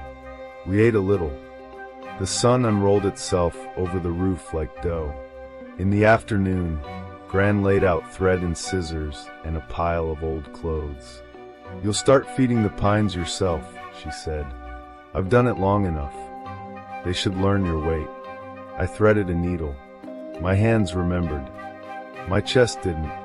What does that make me? I asked. Gran smiled. It looked a little like the way a knife smiles when it's remembered what it was made for. A thread keeper, she said. For now. And later? She nodded toward the void tree's direction. We'll see how the sap takes to you. Fear and pride shook hands inside me. Pause, I want to know all the rules, I said. Not the stories people tell so they can sleep. The ones that bite. You will, she said. And you'll add one. That isn't how rules work, I said. It is here, she said. Old hunger respects a strong mouth. It respects a voice that doesn't tremble when it names the edge. Your mother tried to make a wall. You'll make a door. One that opens when you say and won't when you don't. I swallowed. I pictured the hiker in red. I pictured a face at a window trying not to look like love. What if I fail? I asked. Gran snipped a thread. The small sound was brighter than it had any right to be. Then we get eaten slower, she said, and grinned the way she does when she thinks she's been too kind to a truth. We worked until the shadows grew long. We carried the basket to the pines. We dug shallow holes and looped colors around roots. I whispered my name into the bark and listened to how it mispronounced me. We covered the threads. We thanked the dirt. On the walk back, I stomped on the old wooden bridge, 3 times at each end. The creek paid attention. So did the sleepers under it. I could feel hands we can't see pulling the ropes tighter beneath the surface. Good, Gran said. They'll wake for you. A new rule for now. That evening, we left milk on the porch though it wasn't a solstice. Gran tilted her head at me and made a face. I shrugged. Consider it a tip, I said. The night stepped down the hill and took its place. Somewhere far off, something cried like a fox trying on a child's voice and failing. Closer, a twig. Closer still, the door remembered which side of the day it was on. We circled the cabin 10 times as the moon walked the roof's edge. At the 8th lap, I spoke, not to Gran, to the trees. If you wear her face, I said, you don't get her name. The pines adjusted their shoulders. Pause at the 9th, I said. If you knock, I'll answer. With thread. At the 10th, I put my palm to the door and felt the grain like ribs. And if you bring me red, I said, you leave without teeth. The night thought about that. I could feel it, the way you can feel a stove deciding which burner to wake. Careful, Gran murmured. I didn't say whose teeth, I answered. She made that knife smile again. There she is. We slept. Or tried. The forest pressed one ear to our roof and listened to the new rule arranging itself. In the morning, we woke to footprints around the yard, small, neat ones like a child who had learned to walk without falling. They stopped at the threshold. They turned their faces to the window, to the place a photograph might have been if we had been foolish, and then walked away. On the porch, the milk was gone. In the bowl, a single black leaf lay fat with sap. A gift, or a dare. Gran lifted it with 2 fingers and placed it in my palm. Tomorrow, she said, we'll go to town. Why? I asked. Because they've forgotten how to stomp, she said, and you're going to teach them. I stared at the leaf. Black as a closed eye, shining like a mouth kept shut by choice. I thought of the hiker in red, the face at the window, my mother standing at the edge, holding. The bargain thinned like old lace. All right, I said, and the pines leaned closer to hear how I'd say it to everyone else. Pause, slow exhale. Grandma's rules, part 4. The threadkeeper the forest isn't satisfied with silence. When you stop obeying, it makes sure you remember. Pause the night I broke my grandmother's rule. The deep woods came to the door. Now it wants more. And this time, it isn't just me. It's the whole town. The morning after the day began like any other, or at least, it wanted me to believe that. Gran and I found footprints outside the cabin. Neat. Small. Almost childlike. Pause. They circled the porch. Stopped at the window. Turned toward the milk bowl. The bowl was empty. Inside it, a single black leaf, thick with sap. A gift, or a dare. Gran pinched the leaf between her fingers, lifted it like evidence, and set it in my palm. "Tomorrow," she said, "we go to town." "Why?" I asked. "Because they've forgotten how to stomp," she answered. "And you're going to teach them." The walk to town, we walked slowly. Gran leaned on me, weaker than she wanted to admit. The trail to town was one I knew by heart, but that morning it felt different. The forest pressed close, curious. It seemed to whisper, "Will you tell them? Will they listen?" Pause. I thought about the children in class, Hollis and Jackson, Nara when her father let her come. I thought about their laughter, their rolled eyes when I mentioned Gran's rules. "Superstitions," they'd said. "Stories." But stories keep their teeth sharp if you ignore them. The town, the village, wasn't large. A scatter of houses. A school. The store. The little clinic where Gran had lain. People knew us. They waved politely. But they didn't circle their cabins at night.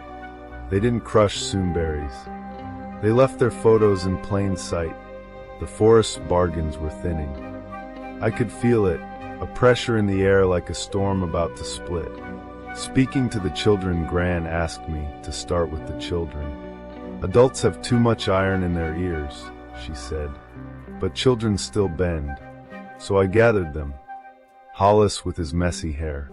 Jackson with dirt on his knees. Nara, her braids tied with red ribbon. I told them about the bridge. About stomping 3 times on each side. They laughed. So I walked them to the creek. We stood on the old wood bridge. The water gurgled, shadows curling underneath. "Pause, watch," I said. I stomped 3 times. The bridge creaked back as if answering. A ripple moved across the water, not downstream but sideways. Like something had shifted awake. The children stopped laughing. Nara bent down, peering between the boards. Her red ribbon dangled. The water tugged at it, sharp as a hand. "Don't," I said quickly, pulling her back. "Not unless you stomp." She nodded, and stomped. The ribbon fell free, harmless. The boys stared. They didn't laugh again. Teaching the adults were harder. In the store, I told them about the milk. At the clinic, about the photographs. In the square, about the circle of 10. They exchanged looks. Some humored me. Some frowned. One man spat and muttered about fairy tales. But I saw it in others, a flicker of memory. A childhood ritual they'd forgotten. An old habit their grandmother had once whispered. The forest's rules weren't new. They were simply ignored. And ignoring hunger doesn't make it go away. Pause. The noon sky, it happened at noon. When the sun was highest, when the shadows were shortest, the moment people trust most. The hiker in red. He stumbled down the main road, just as he always stumbled to our porch. Sweating, shaking, eyes wild. "Please," he begged. "I'm lost." The townsfolk froze. They didn't recognize him, not the way I did. But I knew. And worse, this time he hadn't come to our cabin. He'd come to them. The crowd mothers pulled their children close. Men muttered about strangers. Someone reached for a phone. But the hiker's eyes locked on me. He blinked, once, twice, glitching like before. And hunger spilled into his face. He wasn't begging anymore. He was choosing. Me. The test. I stepped forward. Gran's hand trembled against mine, but she didn't hold me back. "Stop," I said. The hiker paused. The crowd stared. "You can't be here," I told him. "This isn't your place." His mouth twitched. Too wide. Too long. "I'm thirsty," he croaked. Someone behind me muttered, "Give him water." But I shook my head. That's not what he wants. Pause. The hiker's arms dangled. Threads. I could almost see them. Purple. Gray. Red. Winding from the trees, threw him into the dirt. The forest was testing me, testing the town. I lifted my foot and stomped. Once, twice, thrice. The ground shuddered. The hiker's head snapped back, like a puppet yanked too hard. The children gasped. The adults whispered. The hiker's mouth stretched open, and a sound poured out. Not human, not animal, like the forest itself had laughed. Then silence. He was gone. Aftermath. The square was quiet. The villagers stared at me as if I'd pulled the sun down with a rope. Gran's hand squeezed mine. "Now they'll listen," she whispered. And she was right. The town began to stomp at bridges, to cover their photographs, to pour milk at the solstices, to circle their homes 10 laps each night. Some out of fear, some out of faith, but it didn't matter. The rules had returned, and the forest, for now, was satisfied. The weight of threads that evening, I unraveled an old dress. Blue cotton, frayed at the hem. I wound the threads around a pine, buried them in the soil. The tree seemed to breathe. Pause. It knew me. It accepted me. I was a threadkeeper now. Gran said the word with pride, but I felt the weight of it settle in my bones. The forest would keep testing me, keep hungering, keep waiting, and one day it might decide the rules weren't enough. The whisper that night, as I circled the cabin, I heard it. Not the footsteps of a creature, not the snap of a branch. A whisper, low, gentle, almost kind. "Juniper." I froze. It was my mother's voice. "Let me in," it whispered. "I'm so cold out here." My heart cracked, but my feet kept walking. 8, 9, 10. I finished the circle. I locked the door. I sat by Gran's chair. And I wept. Pause. Closing reflection. The deep woods isn't a forest. It's a mouth, a stomach, a hunger older than names. My grandmother's rules are the only reason we're still here. And now they're mine to carry. I'll teach them. I'll keep them. I'll add to them. Because the forest doesn't forgive. It only chews slower when you bargain. And I've decided, if I must live inside a stomach, then I'll make sure it never learns the taste of my name. Pause. Long silence. Grandma's rules. Part 5. The hunger returns. The forest doesn't end when you stop walking. It waits. Pause. And when people forget the rules, it grows hungry again. I thought I'd save the town by teaching them. But hunger doesn't forgive, it only delays. And the deep woods had one last test. The omen. It started with the light. At noon, when the sun should have burned the shadows flat, the sky turned the color of bruised fruit. A dead blue. The kind of sky you see in dreams when you know the day is wrong. People poured into the square, eyes tilted upward. Children cried without knowing why. Gran whispered the word I didn't want to hear. Thin. The bargain was thinning again. The broken rule. It didn't take long to find the reason. On the porch of one house, a photograph leaned against the open window. A family portrait, faces smiling unaware. Pause. The glass was cracked. The wind had knocked it sideways, and the forest had been watching. By the time I saw it, the youngest boy from that picture was gone. His mother screamed his name. People rushed through the alleys calling, stomping bridges in panic, as if noise could undo forgetting. But the boy didn't answer. The deep woods had him. The gathering that night, the town filled the square with lanterns. Gran sat in her chair, pale but sharp. I stood beside her, the black leaf still in my pocket. "They'll ask you," she murmured. "They'll ask if the rules are enough." The mayor, stern gray, shaking beneath her coat, looked at me. "What do we do?" she asked. "You've been teaching us." But the boy, he's gone. All eyes turned. Faces pale. lanterns flickering like hearts that couldn't decide to keep beating. I took a breath. We follow the rules harder, I said. We circle our homes. We leash the trees.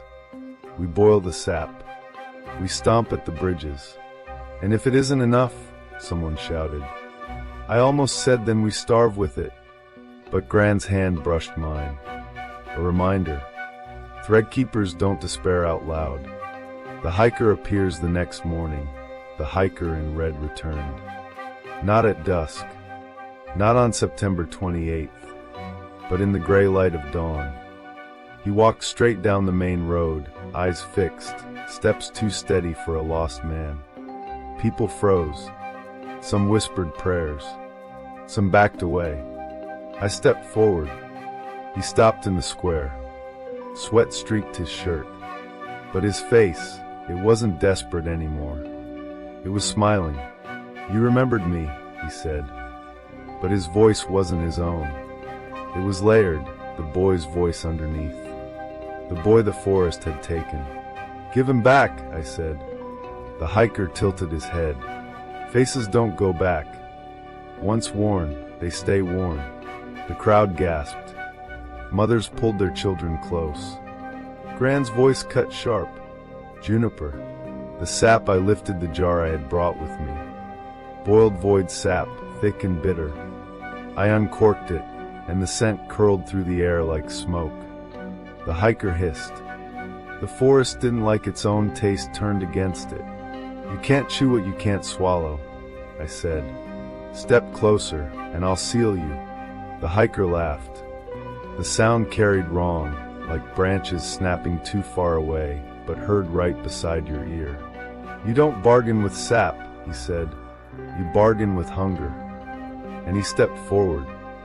The circle in the square I stomped, hard. Once, twice, thrice. The earth shivered. Ripples moved under the cobbles, like ropes pulled tight by unseen hands. The hiker staggered. Threads flickered behind him. Purple, gray, red. The children stomped with me. Then the mothers. Then the fathers. The whole town shook the ground, a chorus of feet, until the air itself seemed to hum with pressure. Pause. The hiker's smile cracked. But the forest wasn't done. The demand the air thickened. Pines groaned. Lantern flames bent sideways, as though the trees had sucked the breath from the world. The hiker straightened. Give us one, he said. One keeper. One voice. And we'll leave the rest. People turned. Eyes slid toward me. Gran rose slowly, leaning on her cane. No, she said. Take me. Not her. My throat closed. Gran. But the forest didn't care for love. It cared for rules. And it had offered one. The choice. I stepped forward. No, I said. You don't choose the keeper. We do. The hiker tilted his head. The smile widened. Then choose, he whispered, or we'll eat the whole town. The crowd held its breath. Gran's hand trembled on my arm. This was the bargain. Not old. Not inherited. New. And it was mine to make. The new rule. I raised the jar. You may not take faces, I said. You may not take bodies. The hiker twitched. The threads behind him shivered. Then what do we eat? He hissed. I opened my pocket, pulled out the black leaf. You eat memory, I said. Every year, we'll give you what we remember. Photographs sealed in sap. Names written and buried. Moments boiled down until they're bitter. We'll feed you what we cannot bear to keep. And in return, you leave our children whole. The hiker stilled. The smile froze. Silence stretched. The forest listened. And then the threads unspooled. One by one, they pulled back into the trees.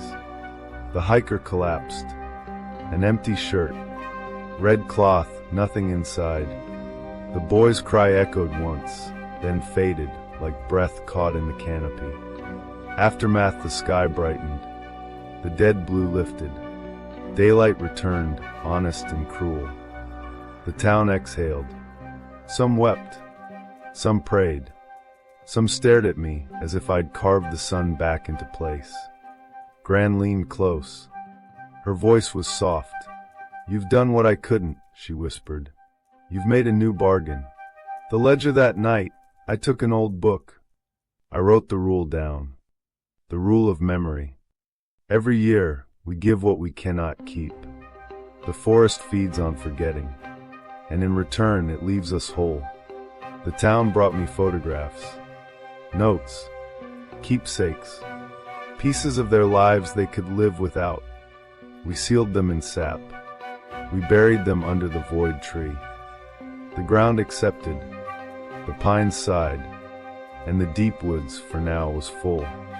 Reflection, I sit by the cabin window as I tell you this. Gran sleeps in her chair. The pines whisper outside. I know the forest will hunger again. It always does. But I've learned something. Rules aren't cages. They're teeth. And if you keep them sharp, they'll bite for you, not at you. Pause. I thought my grandmother's rules were fake. But I broke one, and the deep woods taught me what it really means to bargain.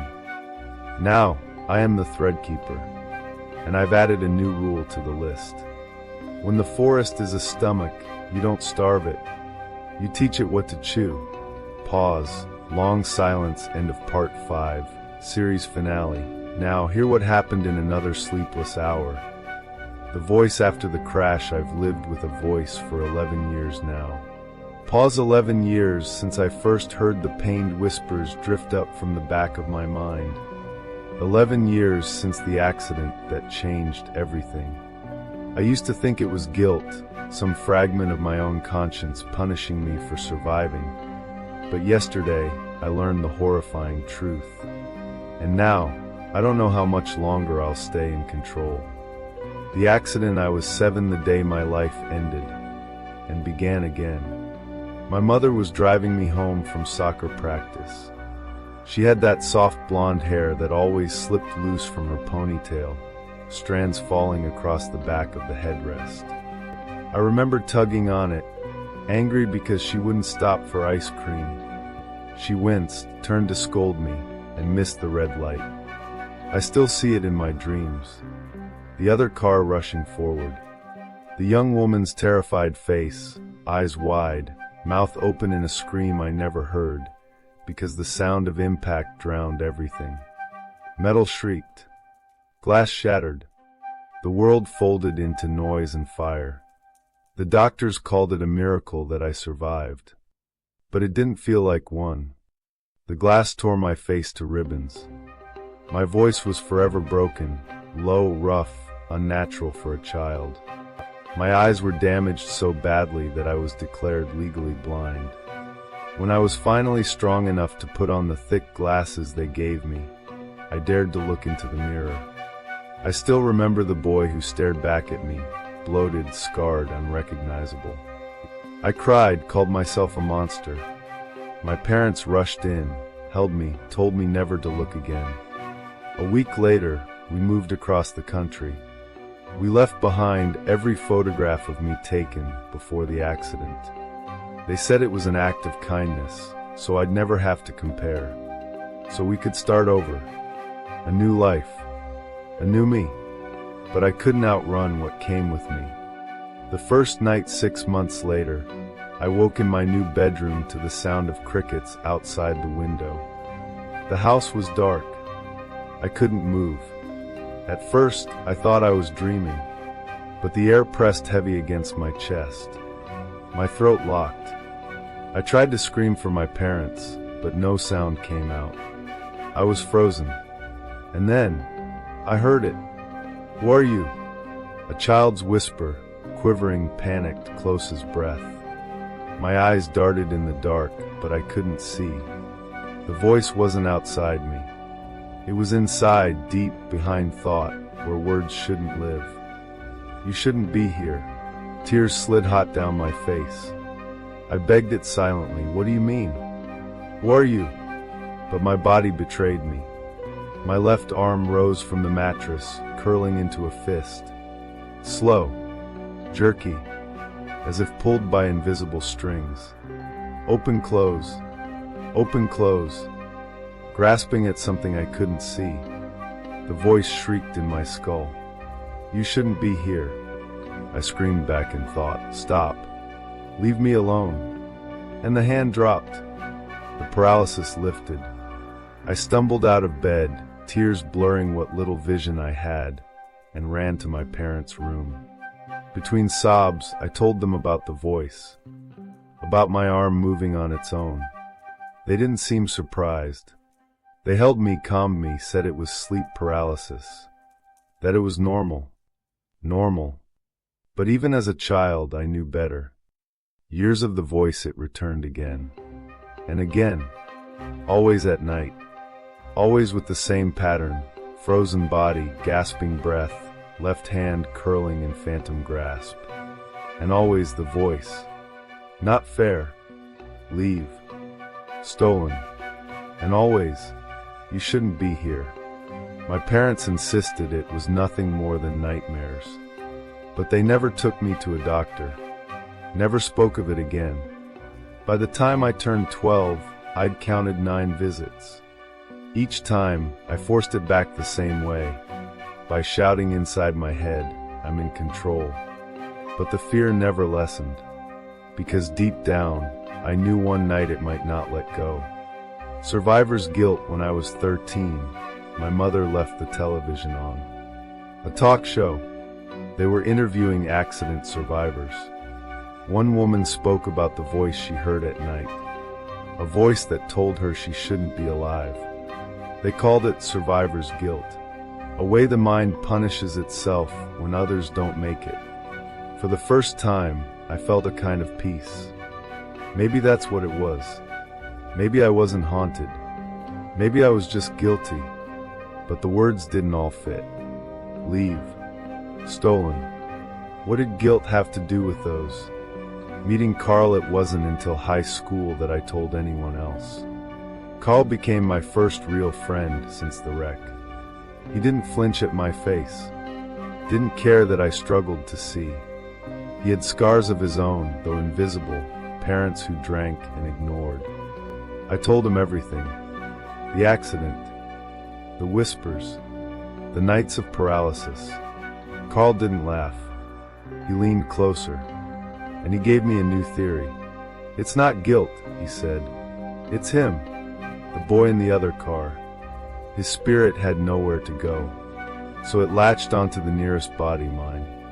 Carl said the voice wasn't mine at all. It was the boy's. Confused, angry, still a child. And suddenly, every word made sense. Stolen. Leave. You shouldn't be here. The Ouija. Carl and I tried everything to reach him. Candles, music, Ouija boards, 50 attempts. But the boy never answered, never spelled a word, never knocked or flickered a flame. He only came at night. To me, 8 more visits, each harder to fight, each longer, angrier, until the night Carl stayed over. The attack. Carl woke to the sound of me choking. He shook me, shouted my name, but my body wasn't mine. I rose from the bed, fists clenched. I struck him in the chest, pinned him to the floor, my hands wrapped around his throat, tightening, squeezing. Inside my skull, I screamed, "Leave! I'm in control!" over and over. Carl's eyes rolled back. His face turned blue. And at the last possible second, my hands loosened. I collapsed beside him. He gasped for breath, coughed, pushed me away. He never came back after that. The voice had taken my only friend. Desperation. I couldn't live like this anymore. So I searched online. Paranormal forums, survivor groups, anywhere someone might understand. I wrote everything. The accident, the whispers, the possession. For weeks, no one replied. Until yesterday. The message: "I've been looking for you." That's all it said. Attached were 2 photographs. The first, me and my parents, smiling, taken before the accident. The second, a woman with 2 boys. And I remembered her face. Not smiling, screaming in the moment before her car hit ours. The older boy was unfamiliar, but the younger I knew. Because he looked like me. The same eyes, the same hair, the same age. No, not like me. He was me. The mirror, I crushed the glasses I'd hidden for a decade, but before I did, I forced myself to wear them once more. I stumbled to the bathroom, stared at the stranger in the mirror, and for the first time, I saw not myself, but him, the boy, his face beneath the scars, his eyes staring back, aged 11 years, demanding. The pain came then.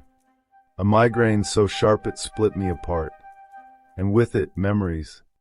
Not mine. His memory. I saw the intersection. My mother's car running the red. His mother screaming, hand reaching back. His little hand lifting to grab hers. Closing, just as the world ended in shrapnel and flame. Then, blackness. He woke in a hospital, but his body wasn't his anymore.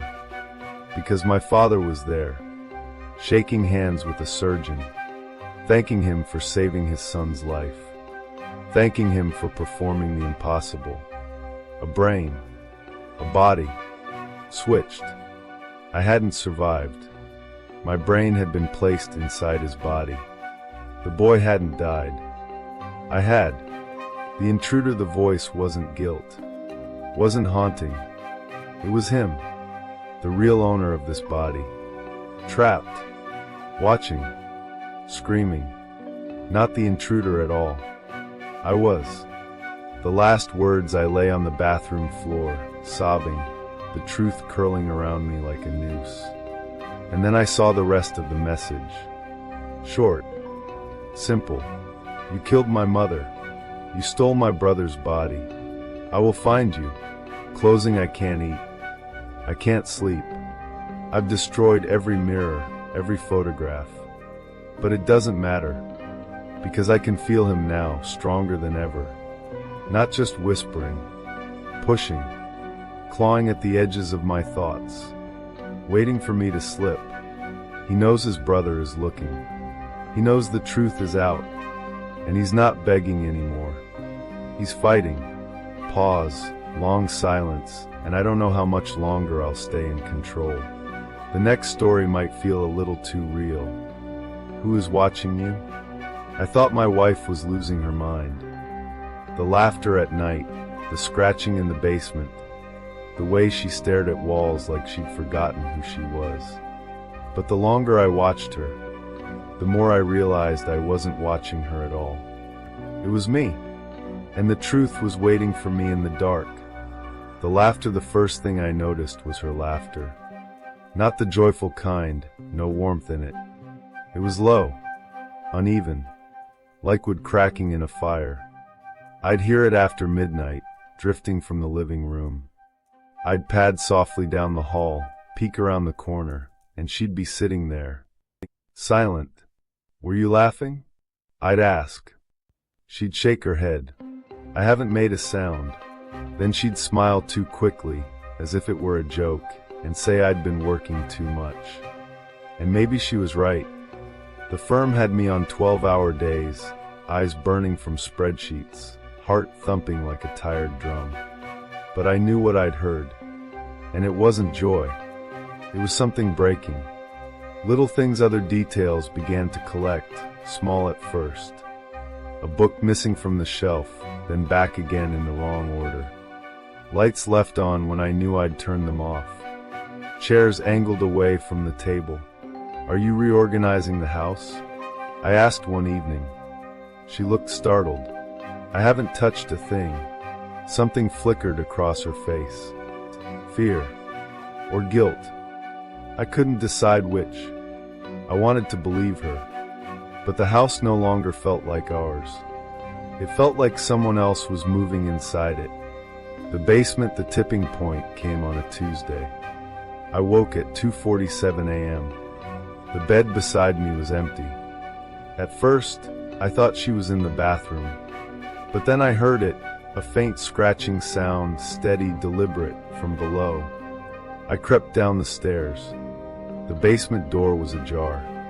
Light spilled across the concrete steps. And there she was, crouched on the floor, screwdriver clutched in white-knuckled hands. She was carving into the cement. Not words, not pictures, just jagged grooves, overlapping, desperate. "What the hell are you doing?" My voice cracked. She turned slowly, like she hadn't realized I was there. Her eyes were wide, red-rimmed, empty. I don't know," she whispered. Her hand shook as the screwdriver clattered from her grip. I pulled her upstairs, told myself it was sleepwalking.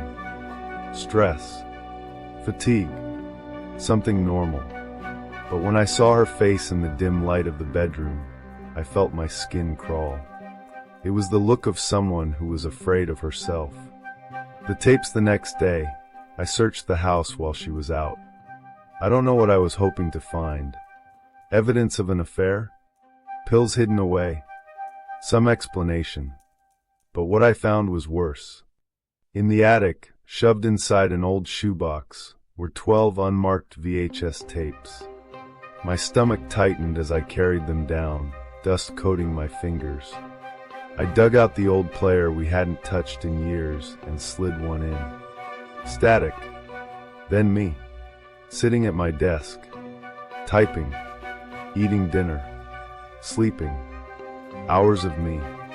The angles didn't make sense.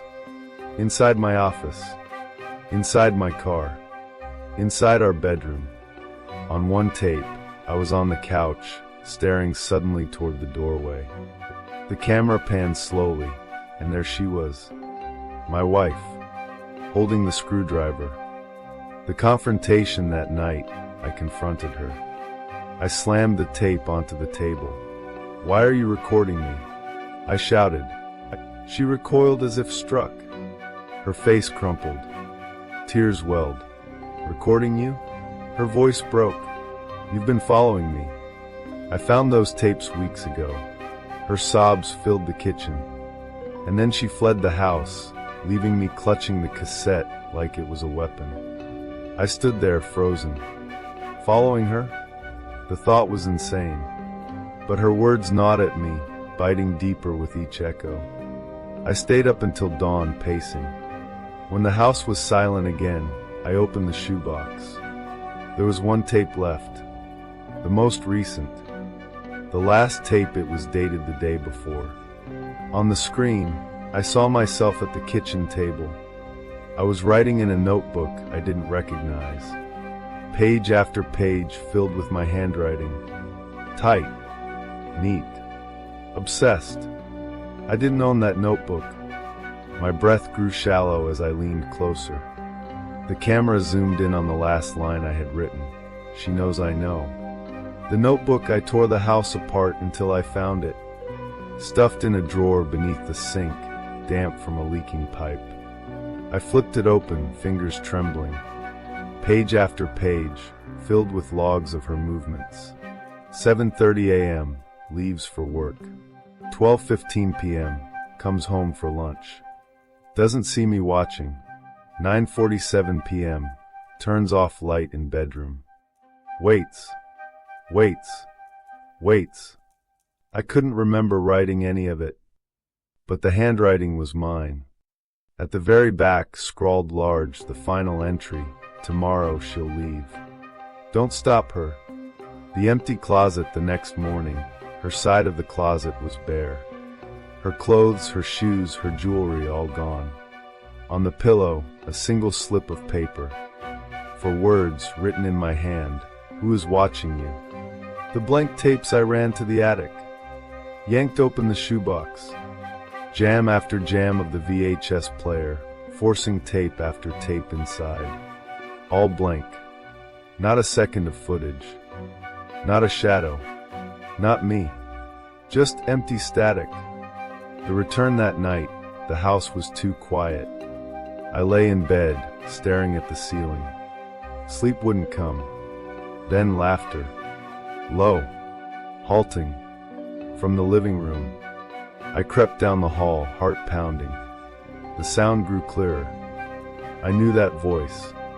It wasn't my wife's. It was mine. Closing, I stand now in the doorway, listening to myself laugh in the dark. The room is empty. The couch bare. The television dead. Yet the sound curls around me like smoke, coming from nowhere and everywhere. My own laughter, low, broken, hollow. I thought she was losing her mind. But it's me. It's always been me. And now I know why she left. Pause, long silence, because I can't tell anymore if I'm watching or if I'm the one being watched. Let's turn the page to another whispered horror. Flat 42 survival guide. Our first home together was supposed to be perfect. Cheap, spacious, and ours for as long as we wanted. But on our very first morning, I found a folded note in the kitchen cupboard. It wasn't a welcome letter. It was a survival guide. And now I don't know if I want to live here at all. Move-in day yesterday, Jamie and I carried our lives into flat number 42. 7th floor. A tower block that loomed above the city park. It wasn't fancy. The paint peeled in places. The hall smelled faintly of damp concrete and cigarettes. But inside, it felt like a palace to us. 2 bedrooms, a balcony, and no deposit. No inspections. A 5-year lease if we wanted it. It felt too good to be true. We didn't even bother to view it before signing. We hauled in our boxes, our second-hand sofa, our mattress. By evening, we were eating takeaway on the floor and laughing at how grown-up we felt. When Jamie left for his early shift, I was still glowing with that warm, safe happiness. I thought that feeling would last. I didn't know it would be gone within hours. The note, it was tucked in the cupboard, under spare keys and smoke alarm batteries. The words on the folded side read, "For the new occupier of flat 42. The handwriting was neat, elegant cursive, so unlike a prank or a scrap grocery list. I sat down at the kitchen table and read, "Mrs. Hemmings rules, dear new occupier, welcome to your new home. I lived here for 35 years with my husband. He passed recently, and I'm leaving to stay with my sister. I want you to enjoy this flat, but you must know its rules. They are the difference between a happy life and survival. The landlord will never contact you. Pay rent on time. I only saw him once in 35 years, and I never missed a rent day again. Do not use the communal lift between 1:11 and 3:33 a.m. Life or death. Do not test this. Strange noises will come from flat 48. Do not investigate. Mr. Prentice lives there. He is kind, but leave him be. If a window cleaner knocks on your balcony, ignore him. Do not offer money. Do not speak. He will go away eventually. Do not leave food scraps. If you have pets, remove leftovers instantly. They forage. You don't want them in your flat. Only feed animals between 1:11 and 3:33 a.m. Never answer the door to anyone claiming to live in flats 65 to 72. They burned in the 80s. All tenants died. If someone knocks, lock the door. Keep a weapon in every room. Even when you follow the rules, something slips through. The residence committee is safe. Terry in 26 is kind, but don't babysit her children. Hairless cats roam the halls. They don't belong to anyone. Don't touch them, unless one of the dead neighbors comes knocking. Then grab the cat. Let it burn your skin. Protect it. The damp patch on the bedroom ceiling will turn crimson. Don't panic. It won't spread. Ignore it. You can trust the postman, Ian Flanders. 8:54 every morning. He has answers I cannot write. The first weeks are hardest. You'll feel like leaving, but endure, and the flat will let you live here in peace. I promise. Yours truly, Prudence Hemmings. The weight of words. I read the letter 3 times, each line heavier than the last. A joke? No. The handwriting was too earnest, the tone too weary. And already pieces matched reality. The damp patch above the bed Jamie had joked about. The hairless cat I'd seen slinking through the hall. I wanted to call Jamie, but his shift was long, and he hated being disturbed. So I made coffee, sat at the kitchen table, and tried to laugh it off. Until 11:15, the window cleaner knocking. From the balcony, I froze. There he was, middle-aged, smiling, equipment slung casually over his shoulder. Morning, love. Need the windows done. He knocked again. Harder. I remembered the note. Do not engage. Do not offer. So I sat still. His smile widened. Hot day. Could do with a cuppa, if you don't mind. I kept my eyes down, but the longer I ignored him, the louder he knocked. 10 minutes. 20. I hid behind the sofa, shaking, while his shadow lingered on the glass. For 30 minutes, he didn't stop smiling, didn't stop looking at me. Then silence. He was gone. I checked every window. The balcony was empty. No ladder, no ropes, nothing. Waiting for Jamie, I texted Jamie everything. Begged him to come home. He didn't reply. Not unusual on a busy Friday shift, but still, I stared at the note. Again, and again. The rules etched themselves into my mind like scripture. Do not use the lift after 1:11. Do not answer flats 65 to 72. Keep a weapon in every room. I prayed for Jamie to walk through the door and laugh at me, to tell me it was all ridiculous. But by noon, he still wasn't home. By 1, my calls went to voicemail. By 2, I was crying. Finally, I rang his work, and his boss told me something that iced my blood. Jamie had never turned up. The realization his shift started at 4 a.m. He left at 3:15. He would have taken the lift. At 3:15 a.m., closing its evening now. The light has faded. The damp patch above the bed glows darker than before. Jamie hasn't come home, and deep down, I know he never will. I sit at the kitchen table, the letter beside me, reading Prudence Hemmings' rules over and over. The paper shakes in my hands. This was supposed to be our dream, our first home together. But now, every creak in the hall makes my heart race. Every knock echoes like a warning, and when the lift hums faintly in the night, I hold my breath. Because I think we made a mistake. Pause, long silence. I don't want to live here anymore. Close your eyes as I share the next secret. The basement library. I've carried this secret for 63 years. I've never told a soul, not my children, not my wife, not even the priest who buried her. But I'm 75 now. My bones ache, my bed is cold, and I find I'm no longer afraid of death. What frightens me now is life, because I still know where to find him, and I fear he's been waiting for me all along. A lonely summer. The year was 1950.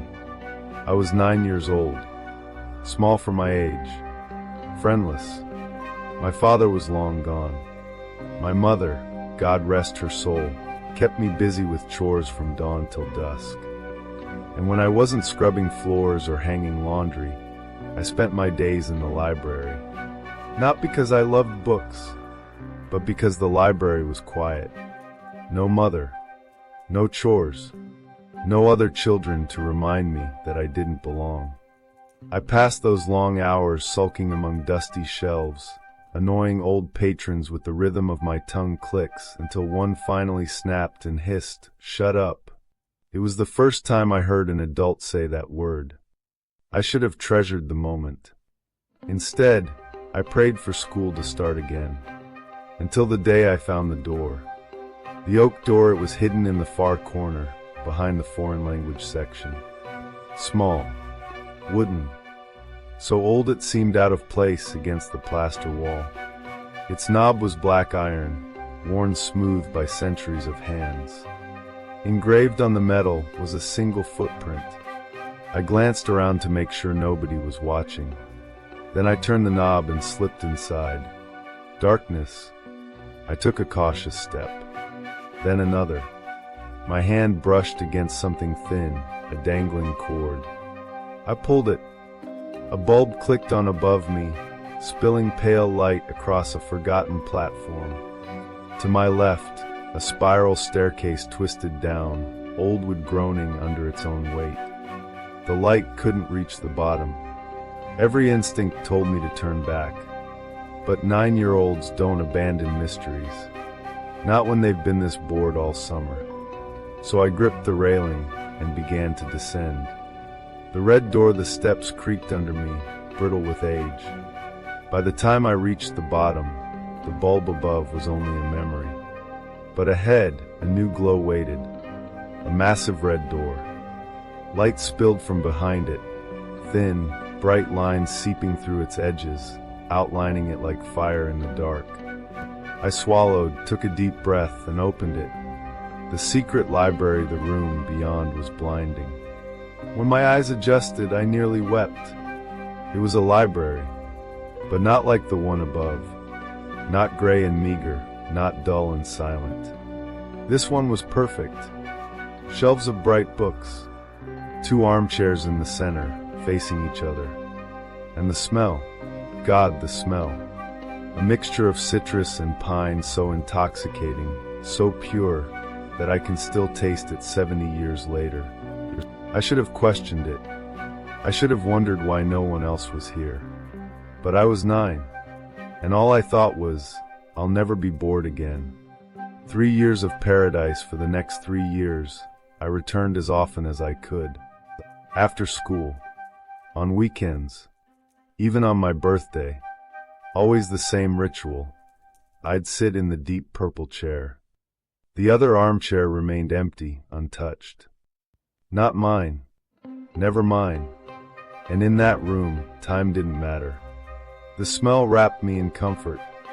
The books filled my days with dragons, swords, and kingdoms that stretched beyond my small-town world. I thought I'd discovered heaven, but heaven doesn't last. The 12th birthday, on my 12th birthday, everything changed. After a tedious party with cousins and cake I didn't want, I rushed to the library. It was nearly closing, but I didn't care. Nobody checked that basement anyway. I finished the last chapter of a great adventure, knights, quests, the works. But when I closed the book, I noticed it. The smell. It was the same, yet different. That citrus pine sweetness had soured, like milk left too long in the sun. And for the first time, it seemed to come from somewhere specific. I followed it. The maroon book, it led me to a shelf in the back. And there it was, a large maroon volume, its leather spine faded, stamped with a single black footprint. The source of the smell. I opened it. One sentence, scrawled in red ink. Rest your sorrows down, friend, and leave them where they lie. I turned a page. Blank. The smell grew stronger. Another page. Blank. Stronger still. I gagged, tried to steady myself, turned one more. And there, my name, written in that same crimson ink. The book slipped from my hands. And when I looked up, the empty chair wasn't empty anymore. The old man, an aged man, sat across from me. Suit crisp, hair thin, eyes gray as steel. And he smiled. I staggered, dropped to my knees, vomited onto the carpet. The man chuckled softly, almost kindly. Who are you? I managed to croak. He rose, guided me gently back to my chair, and sat again. "The smell," he said. "It does take some getting used to." Then he leaned forward, eyes glinting. "Tonight, you will know hardship like never before. I come as a friend, offering you refuge from it, from all storms to come." I shook my head. "You're crazy." "What do you mean?" "Your mother," he said quietly. "She's dead. By her own hand. In the kitchen."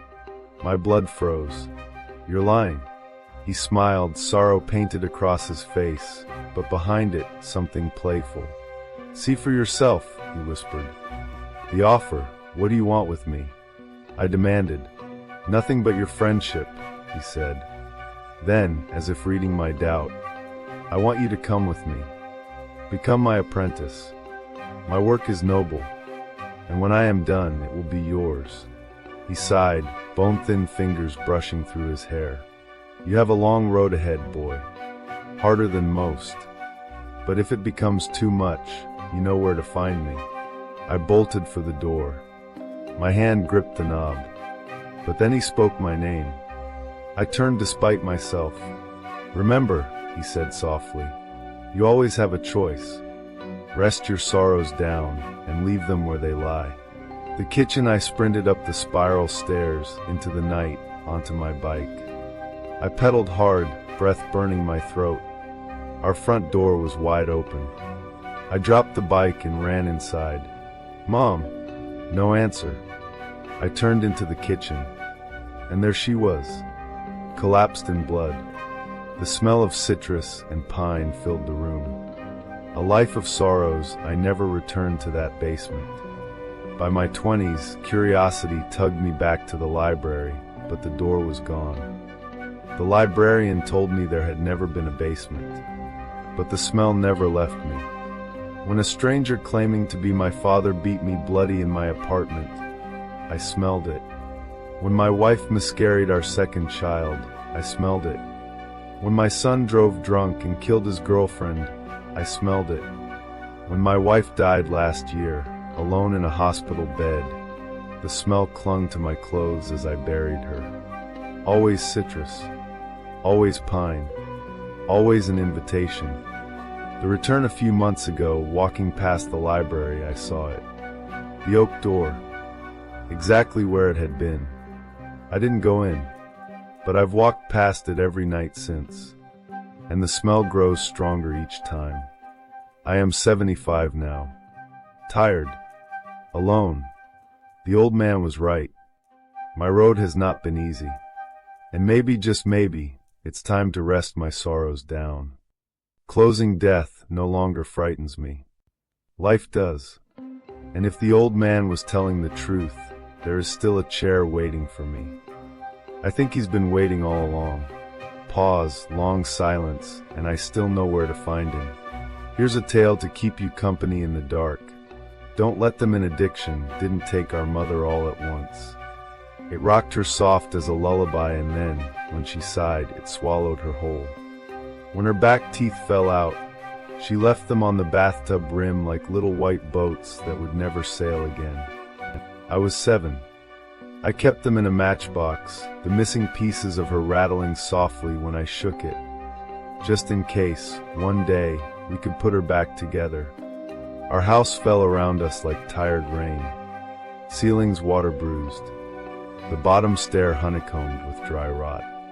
In winter the radiators bled rust. But it was still our house, and Annie made it a home. Annie, before the night my sister mothered me in ways that live under my skin even now. Lopsided band-aids slapped over grass-burned knees. Lukewarm microwave dinners with the good fork. Ghost stories in the dark. A spare pillow always waiting in her bed when I got too scared to sleep alone. Barefoot dancing on the living room carpet to the music channel turned up too loud.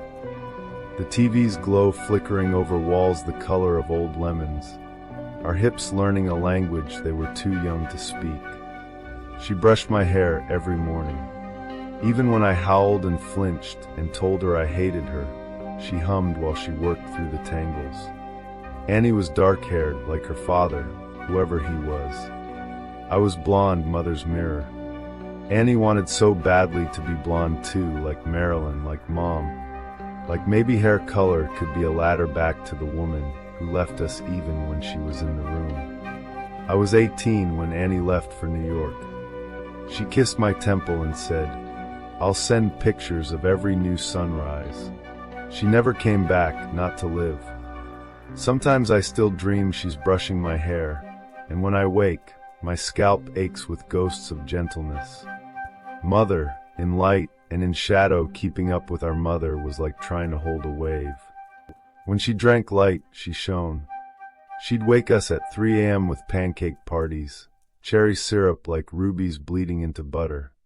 On June mornings with the right kind of wind, she'd call school and declare we had summer sickness, then point the car toward the ocean. I'd sit in the back, tasting salt on my fingers, watch sun burnish Annie's fresh blonde hair in the rear view and think, from behind, who is mother and who is daughter? Radio up. Windows down. Sky poured right into us. When she drank heavy, the house grew hazed and strangers sprouted like weeds. Beer cans colonized the table. Ashtrays overflowed. A beauty queen beehive and glitter-sticky lids. Our mother drifting through smoke like a saint without a body. We'd sleep with pillows over our heads while the walls shivered with bass. In the mornings, men we'd never seen before asked where we kept the coffee, like we were the mothers and they were lost children. When she drank too little, the seams of her life ripped loud. Nights without food, the refrigerator a toothless mouth. Cigarette burns scabbed the wallpaper up the stairs, small, round constellations of neglect. She didn't sleep. She paced. Blue half-moons hung under her eyes, knuckles cracked and unapologetic. Once I spilled juice on the couch and she went very quiet, like she was seeing through me to the bones of the world, and then she dragged all the cushions into the yard and set them on fire. Annie watched from the window until the flames went soft, and then sat with me inside, our backs against the couch's skeleton. Her head fit in the hollow where my collarbones met. When she drank too much, it was the worst. Her laughter arrived like a spark and stayed like a seizure, too loud, too long, mouth shaking until it became a sob. She'd cry into her cereal as if the milk hurt. Annie disappeared on those days, eyes turned inward, memorizing old black and white movies on mute, whispering the lines like prayers. When I was 5, I cried whenever I found Mom stone still on her bed. Annie would stroke my hair. "Sleeping like in your storybook," she'd say, and we'd sit vigil until Mother groaned herself back to life. Later, when I was older, I'd lift Mom from the bathroom tiles, and Annie would smooth vomit from her mouth and change her clothes if she'd wet them. Watching, I understood who the mother was. A Wednesday in October I was 13. Annie 16. It was October, and the house had that brittle sound autumn houses have, the windows rattling with each wind-thin breath. Mom had been gone 2 days. That morning she'd called from a payphone, voice slurred into a smile. "Best time with my new friends. You girls being good." When she asked if I'd enjoyed my birthday, I hung up. My birthday had been yesterday.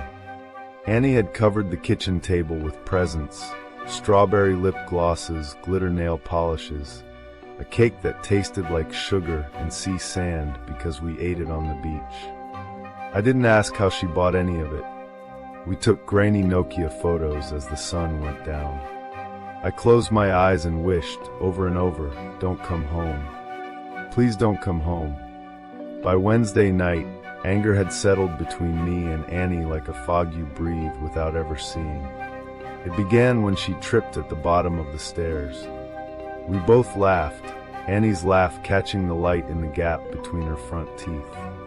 I bent to help her, and her breath brushed my cheek, warm and whiskey sour. I let go. She fell again, kept grinning, hair a pale curtain over her eyes. It wasn't just the stumble. It was recognizing it. The repetition, the warmth of liquor in the mouth of someone I loved. I ran. In the kitchen, I unscrewed every bottle and sent them glugging down the sink. Annie lunged, hands cupping the spill like she could drink it back. I shoved her. She grabbed the last bottle. We wrestled. It shattered between us, a small galaxy exploding, glittering shards like we'd pulled down all the stars and broken them on the tile. Outside the window, the sky turned that soft, wounded gold that makes promises. We both stared at the mess. Annie knelt and picked up pieces with her bare hands. That was my sister, still trying to fix it even when there was nothing left that could be fixed. By muscle memory, we made peace the way we always had, over food and music. Tammy Wynette on low. A pot of spaghetti steamed sighing on the stove. Annie swayed a little as she stirred, but her hands were sure. She set a table like mothers do, with forks that matched and napkins folded into triangles. With each bite, my anger loosened. Annie wasn't Mom. The first sound, a moth scrolled down the window like a brown comma, looking for its sentence. I cracked the pane to let it out. That's when we heard it. Faint. Far. A cry. We both paused. The house held its breath. Probably Mika, I said. The 2-year-old next door had a tantrum schedule you could set your watch by. Or Lucky Strike. The junkie's skin and bone cat knew which houses had soft hearts. I used to leave him spoonfuls of tuna until Annie said, "Once you start giving, they never stop taking." I thought she meant the cat. We string-lit the porch and sat on plastic beach chairs, making up constellations like when we were kids. "That one's the Coors Light," Annie said solemnly, pointing. "Dropped it out as convertible, God did. Didn't pick it up. Right there beside the ashtray," I added, "left by angels on smoke break." "Make a wish," she whispered, voice going quiet in that holy way and tilting her face to the dead stars. So we did. The cry came again. Closer. Definitely human. I rose. "Mika?" I called softly. "Maybe he wandered to the back. I'll bring him home." "Call Connie." Annie didn't answer. When I turned, her face had gone flat the way faces do when fear pushes all the soft out. "Em," she said. My name snapped like a twig in her mouth. "Get inside. Now." I didn't move. She stepped backward, hands searching for the door latch, eyes fixed on the dark. I turned to see what she saw. Something crouched by the fence line, knees hugged to chest, arms wrapped around shins. A person-shaped shadow with its face swallowed by night. Its mouth hung open and closed, like a goldfish in a bowl. And the sound it made was a baby's cry passed through someone who had only learned it from listening at windows. It wasn't a child calling. It was something pretending. It unfolded into standing, all angles and too long limbs. My body remembered trees and tigers and bolted. I grabbed Annie, dragged her through the door, slammed it so hard the frame shuddered. Our breaths looked for quiet. The steps in the grass were long and patient. "Don't turn around," Annie said, hands biting into my shoulders. My neck twitched anyway. Her fingers caught my jaw and held me where she wanted my eyes. She swallowed. "I'm gonna call the cops. It'll be."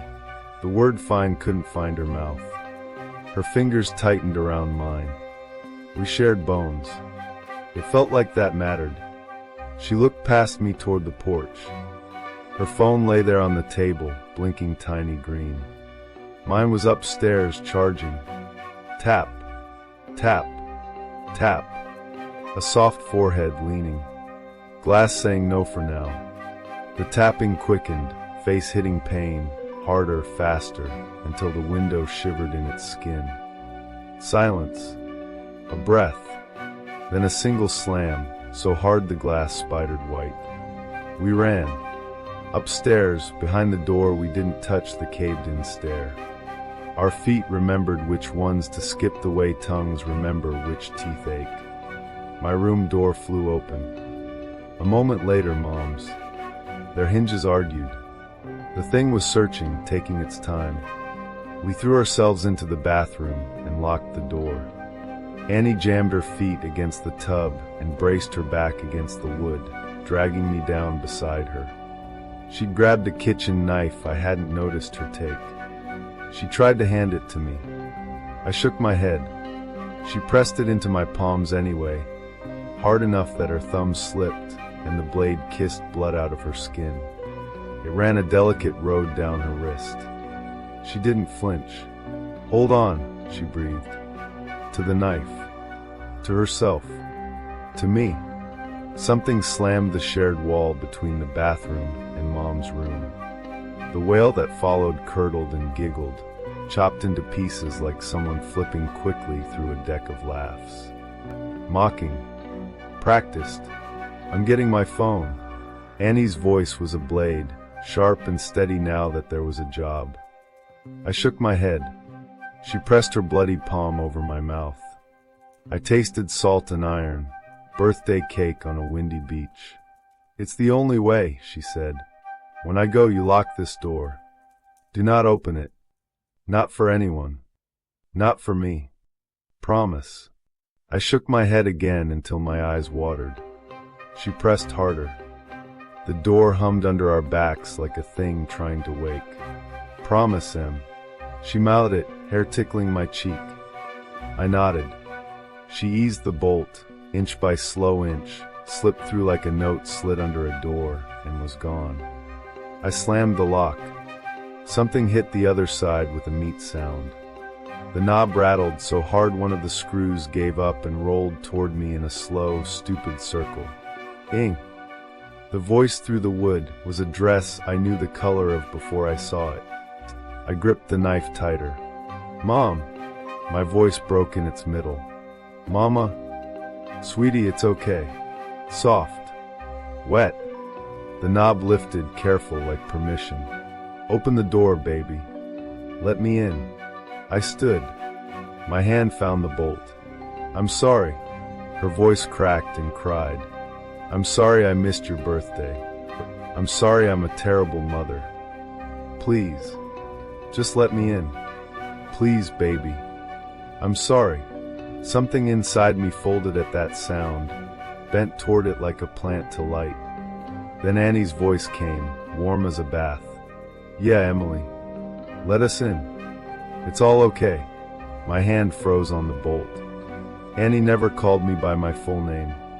The handle jerked. Something low and wrong growled. "Emily, let us in." And a high, bright giggle crackled like a wire in water. I climbed into the tub, curled around the knife, and rocked myself into stillness. "That's not my sister," I said through the door to whatever was pressed there. "And you're not my mother." The house took a breath. Downstairs, a shout. Boots. Doors. Men. Radios. The world barged back in. The bathroom door crashed inward. Light hurt. Arms lifted me. I fought them because that's what you do when you've been holding yourself together for too long. The hallway wore feathers. Pillows had been clawed open into a winter. Scratches ran lower than my eye, long furrows carving the wood. The bathroom door had lines dragged into it like tallies. 1, 2, 3, let me in. Outside, red-blue washing the street like a bad heartbeat. An ambulance rocking softly. And at the spine of it all, Annie. Neon angel in siren light. Jaw set. Eyes impossible. I came apart in her arms. She anchored me with her hands at the back of my head. "Don't look," she said when the ambulance yelped again, so I didn't. I stared at the hollow at her throat instead and counted breaths. What was outside the door, there was no demon in the yard. No animal. No man. There was just our mother. She'd come home from a week that had eaten her from the inside out. Blood ribboned from her mouth. Track marks swelled along her forearms. unmapped roads that only went one way. The shadow by the fence had been a woman too thin for the body she was still using, crouched because standing costs. The laughter that snapped in two was hers. The crying she wore like a mask was hers. She wasn't knocking for us. She was hunting her stash. The cops found broken glass glittering under the bathroom window and a smear of red on the frame where someone had turned a face to the pain and pushed. Mom didn't die that night. Rehab tried to gather her. The court tried to scare her. Church tried to bless her. Sometimes she called, voice bright as old coins promising. Sometimes she vanished for so long her absence pressed the house flat as a palm. We never let her in like that again. You learn monsters aren't always teeth and shadow. Sometimes they come in a bottle or a needle or in the long unwritten list of reasons you don't get out of bed. Sometimes they're the voice that taught you to tie your shoes and the hands that braided your hair, and they still eat you slow as tide. And sometimes the monster is a kind of hunger that moves through a person until the person is only the door it knocks from the inside. After, and always Annie cleaned the blood the way she cleaned everything that could be cleaned, quietly, with a song in her teeth, while I held the trash bag and stared at the way light makes even broken glass look holy. She sounded like you, I said finally. Annie's eyes flicked up and then down again. Sometimes people learn what works, she said. Sometimes we teach them. I kept my promise about doors. I kept a knife in every room. I learned to check the peephole twice. I learned that the worst knocks are the ones that speak your name with the old music in it. When I turned 18, Annie packed. I watched her slide her life into 2 suitcases and a backpack and a pocket where she kept the photo of us at the beach. Cake sand in the frosting, the ocean trying so hard to be a cradle. Come with me, she said. We can start new names for stars. I can't, I said. There are always 100 reasons to stay, and none of them are the honest one. I'm afraid to be loved by a future that doesn't know our history. She kissed my temple. Then promise me, she said, like she had in front of the bathroom door. Don't let them in. I promised. I still promise. Some nights, when the wind gets the pitch of a child wrong, and the house smells like rain that never comes, I say it out loud, don't let them in. I keep my mother's teeth in the matchbox in the back of my closet. I don't know why. Maybe to remind me you can't rebuild a person from their sharpest pieces. Maybe to remember that once I believed we could. On good nights I imagine Annie in New York under different constellations, telling tall lies to a sky that doesn't bother correcting her. On bad nights, I hear knocking. It always sounds like someone I love. I stand very still and listen. Sometimes I cry. Sometimes I laugh, a sound that shakes and then breaks, because I have learned what happens when you open the wrong door for the right reasons. And then I back away 1 breath, 2 breaths, 3, and whisper the only rule that ever saved us. Don't let them in.